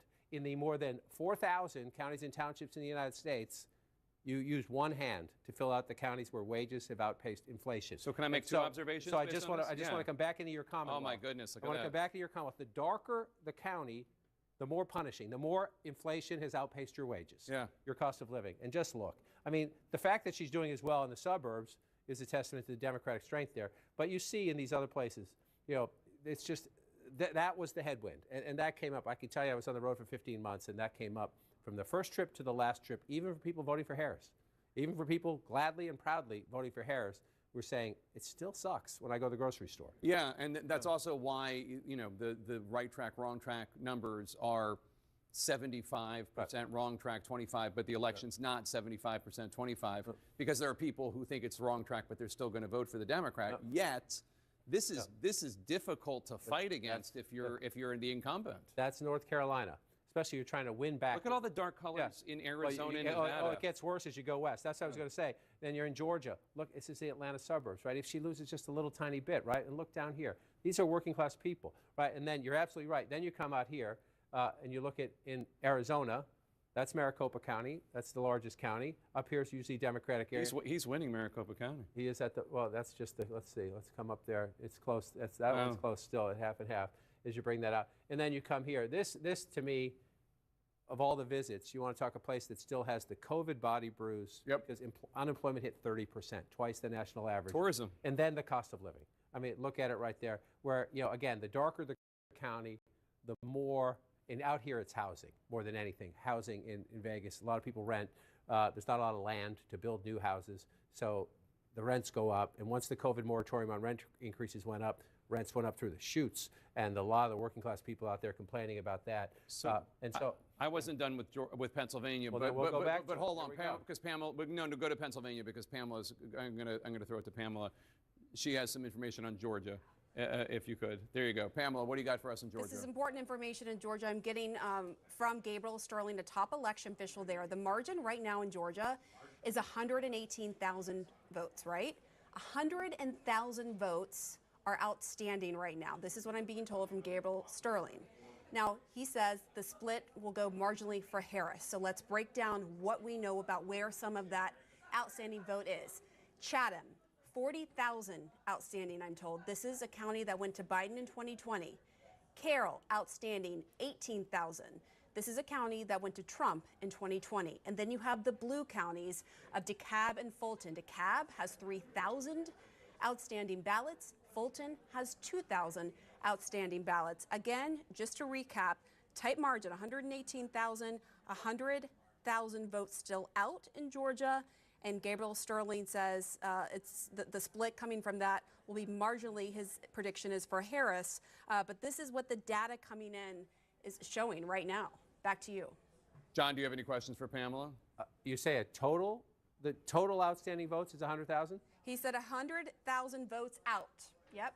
Well, and so I just gave you a little snapshot of where some of those places are. Chatham, Carroll, I asked, when are we going to find out these results from these counties? He did not have a timeline exactly for that, but hopefully soon. But the significance, obviously, that Donald Trump right now has a margin of 118,838 votes, and you're saying there's 100,000 left. If he's being literal, sometimes 100,000, they're getting calls from counties and they say 20,000, it's really 22. Right. They say 30,000, it could be 33. John, but if he's can I just jump in? Yes, please. Actually, we asked about how do you know these numbers, and actually by law, they have to have it, the actual numbers. So I understand your point, but I think they do have more precise numbers based on what the law requires. Interesting. Well, then if that math sends a shockwave through the Harris campaign. Yeah. If that is literal, just even if she won them all, if there's 100,000 left, and she won them all, and she won't, he's 118,000 She votes said ahead. marginally for Harris, which means probably like 53, 47 or something along those lines. Interesting. Well, we'll have the decision desk talk to the people in Georgia. Can I go back to Pennsylvania just for 1 second? I want to look at Philly for a second because it was so important. It's so important for every Democrat to drive up the margins here. Harris is with 78% reporting. Harris is at 78.1%. to Donald Trump's 20%. We've already talked about this. This is a better performance by Donald Trump than in 2020 and also in 2016. So watch where he is, right? You can look at it either way. He was at 18%. Now he's above 20%. If we go all the way back in time, 21 the state, he was at 15%. The third-party candidates mattered a little bit there, more statewide than they did in Philadelphia, but a little bit. So look at, you just track Donald Trump in Philadelphia, right? Philadelphia, 15%. And 108,000 votes in 2016, 18%, 132,000 votes in 2020. We're not quite done in 2024, but it's a lower vote count. It's the margins. Because we're not at 100 yet, it's down. Yeah. If he keeps that number, he's got that's going to pass the last one. Absolutely. The margins, again, she's at 78%, and there are some places that are swing counties, and you're fighting to move them. When you're starting a plan to run for president, and you know how deep Trump's support is across Pennsylvania, you know you have to do it here. You just have, it's math. It's math. I mean, 30% of the state population lives right here. Yep. Right here. So if you're going to offset that, you just got to run it up. You just got to run it up here. And she's at 78%. He was at 81%. This will be the conversation. If this plays out the way it's going right now, this will Yeah. be the conversation in the Democratic Party, is what's happening in urban America, both in terms of the numbers, the turnout, the math, and the percentages. So I read this in an exit poll, and whoever is listening from the exit poll desk, Challian or whoever, if I get this wrong or if there's been an updated number, please let me know. But it said black men in Pennsylvania in 2020, 10% went for Trump. In 2024, 25% went for Trump. Black men in Pennsylvania more than doubled for Trump. Well, if that number's true, I mean, after every election, you have the conversation, right? After 2016, it was what's happening to Democrats. I mean, it was already happening, but Trump Right. put on steroids the Democrats' problem Yeah. with white working class people who work with their hands. And now I would say, take the white out of that. Take the white out of that. It's just about working class people. The gains Yeah. among black men, the gains among Latino men are among people who work with their hands, who have been punished, the conversations that strike you from 15 months on the road is, I could afford a new car, but then if any prices go up, I can't take that loan. Like I cannot put, there's no way. So you're asking your mechanic, can I keep this thing on the road for a little bit longer? And your Christmas time, you're telling your kids you're getting one gift, not two. Or we were going to try to go to Disneyland, but we're not this year. Yeah. We're going to go to the amusement park, that's a couple hours away by car, but we're not going to Disneyland or some big thing like that. These are the conversations you're having in state after state after Guys are on the key 7 swing states, and right now what CNN is projecting, all of them seem to be going to the Republicans. In fact, the 3 blue wall states also are right now tilting in favor of Donald Trump. Which way will it swing? Because a lot of those votes are yet to be counted, especially in Pennsylvania, in Michigan, and in Wisconsin. We are keeping an eye on that. Let me take this across to James Russell, who's Associate Professor, Department of National Affairs, who's joining us on the broadcast. Mr. Russell, thank you so much. Let's talk about the blue wall states initially that have not really been working well for Kamala Harris. Do you see her path to victory campaign really going all wrong when she was concentrating on just these blue wall states? Well, it's difficult to say, of course, but the short answer is that this offered her the only path available, I think. I mean, you can see from the map of America, of red state America, that the key for any Democratic candidate is the eastern seaboard, the western states, and the blue wall states in the middle. And this really offered her the only chance to replicate, of course, what Biden did 4 years ago.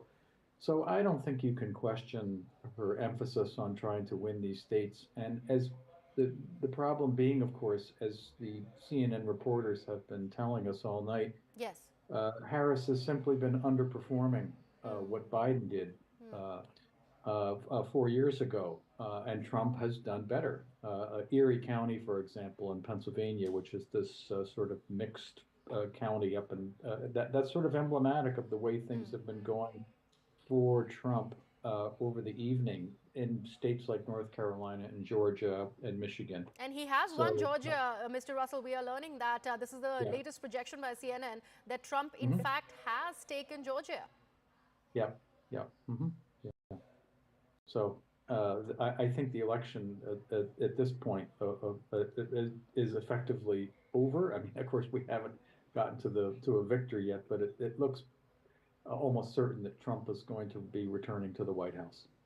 So you wouldn't say that this is still very early to call because you are putting it out there in black and white that it is a Trump victory after all that we are looking at, even though there are about so many votes that are yet left to be counted, especially in these blue wall states of Pennsylvania, Michigan, and Wisconsin. Yes, it's true, but Harris has to win every single one of these states, and it doesn't look like she's going to. For example, she's too far behind, I would think, in Pennsylvania, and she's having problems in Michigan and Wisconsin, and Trump just has to win one of these at this point. And I think the math is against a Harris victory at this point. And I think that's the lesson of the evening, which is that Trump has outperformed what the polls suggested he was going to do, and like 8 years ago, he's basically replicated a lot of his performance from 8 years ago when he was running against Hillary Clinton, winning in these places like Pennsylvania, for example, which have been close but have gone Democratic in most of the elections. So I think it looks pretty bleak for the Harris campaign at this point. And Mr. Russell, even that race card that Kamala Harris sort of was playing and, probably leading with her African-American heritage really is not really working for her, because if we specifically talk about Pennsylvania, and we were just hearing our CNN colleagues, and they were talking about how the black men in Pennsylvania have really doubled as a vote bank for Donald Trump in Pennsylvania. I think this has been an issue for the Democrats for the last couple of months, and they've done in their own internal polling that they were showing this, and so they sent out Barack Obama, for example, to go into the black areas and lecture the black men about voting for Kamala. But the fact also is it's not just black men; it's also white men. The reality, I think, of the politics in America today is that a majority of the voters are not ready to send a woman into the presidency, and I'm ashamed to say that as an American, but I think this worked against her. I think it motivated male voters to come out and vote against her, and I think it's awful to say, but the Democrats were focusing upon this a couple of months ago because their internal polling numbers about black men. Biden was carried 90% of black male votes 4 years ago, and these kinds of things. As I said, in elections that are going to be this close as they are this time around, they've worked against Harris, which is a great sadness, but there we are. Right, James Russell, stay on with us and hold that thought over there. Let's go back to CNN and see what the latest projections now are learning of.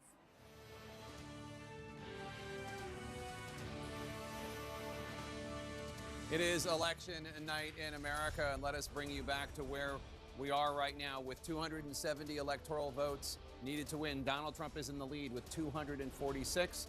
Kamala Harris is at 182. There are still 5 battleground states that remain uncalled by CNN. Let us go and look at where they are. Pennsylvania, Donald Trump in the lead with 50.8% of the vote. Kamala Harris with 48.1% of the vote. Donald Trump has a more than 165,000 vote lead. Let's go to Kamala Harris headquarters right now. Let's listen in. Good evening, HU. I want to say good evening to all of the Harris campaign, the campaign family. Thank you for all that you have done. Thank you for being here. Thank you for believing in the promise of America. Votes to count. We still have states that have not been called yet. We will continue overnight to fight to make sure that every vote is counted, that every voice has spoken. So you won't hear from the Vice President tonight,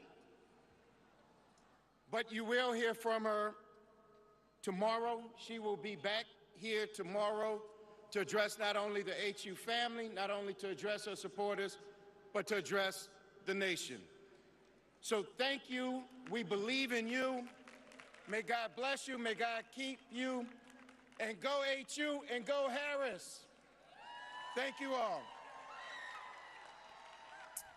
Cedric Richmond, top advisor to Kamala Harris, used to be top advisor to Joe Biden in the White House, basically telling people at Howard University, where Vice President Kamala Harris was going to have her celebration party, theoretically, that Kamala Harris is not going to come out tonight. She will come out tomorrow and address the nation, which I guess is what we could expect, given the fact that we're not going to know definitively this evening the results. If you've ever been to Howard University when there's a big crowd, that is not the sound of a big crowd there. That is not celebratory mood, and I think that was a tough kind of coming out conversation for Cedric Richmond. Yeah, I mean, it's the 2024 version of the Javits Center at this time. I'm not saying that it's going to end that way, but at this time, it's feeling like it's too early and the senior person comes out and says, everybody go home and we'll see what happens, and we will see what happens when we get the rest of the votes. But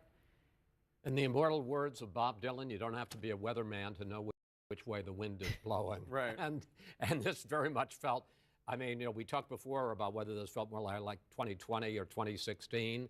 This felt so much like the Javits Center, and specifically her campaign chairman, John Podesta, came out at almost exactly this same point 8 years ago and made almost exactly that same speech.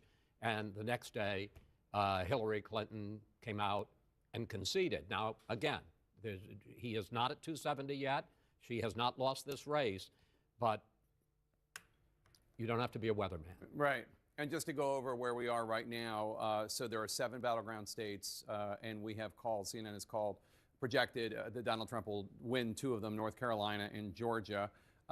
So of the 5 that are remaining, there's Arizona. Trump is in the lead currently with 0.72% of the vote. Pennsylvania, Donald Trump is in the lead with 2.6% of the vote. Wisconsin, Donald Trump is in the lead by 3.53% of the vote.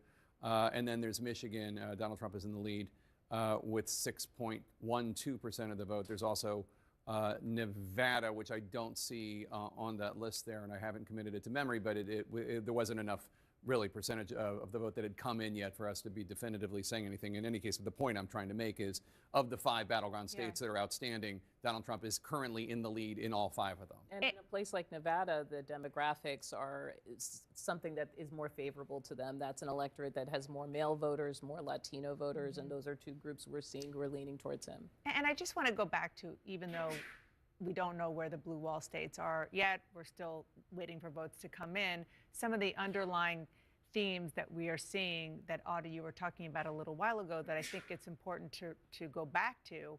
One of the things that we started out the evening with was about the women, the question about whether or not women were going to come out for Kamala Harris, Right. whether or not men were going to come out for Kamala Harris in a post-Roe world on that issue. And if you just look at, for example, suburban women, they, according to the national polls, they went for Trump. It seems like abortion was not the animating issue it was the way it was right after the Dobbs ruling. In so many of these exit polls, I'm seeing that the economy, the people who are most upset, listed themselves as angry or facing severe hardship, those are the people who really went for Trump. Yeah, I have to confess that I always thought in the last week or 2 of the campaign, this idea of trying to appeal to secret voters was something of a risk. Anderson? Jake, thanks very much. This is the first time we've all talked. David Axelrod, what do you make of what we've seen? Look, I think that this was a race that was very, very close in the polling. And for the longest time, including up until last night, I and others said we had notions, we had feelings, but we weren't going to make any predictions. And the truth is, we're sitting here tonight and we're waiting for the 3 states that can determine the race one way or the other to render a verdict, and they're close. And she's right to wait to have those votes counted. But what was very clear watching the night unfold is that rural areas voted for her in significantly less numbers than, or percentage-wise, than they did for Joe Biden 4 years ago. And she could make up the difference in some of these suburban areas and the cities. And I think the discussion that John King had was very pertinent. I care deeply, more than I can say tonight, about democracy and what it means. I've said it a million times, I'm the son of a refugee, and I revere this country, and I'm so grateful for what it's given my family and everyone else. But part of democracy, and this is my major difference with Donald Trump, part of a democracy is to honor the will of the people, to honor its institution. And I imagine that that's what the vice president's going to do when the final verdict comes in, if it's not a positive verdict. And I think there is a message in that. There is a message in that. And I think it's an important message. I think the reality is Kamala Harris faced tremendous headwinds heading into this. I was riding on a bit of a vibe in a sense in the final stretch because she did feel like she had energy, but the fundamentals have been against her from the outset.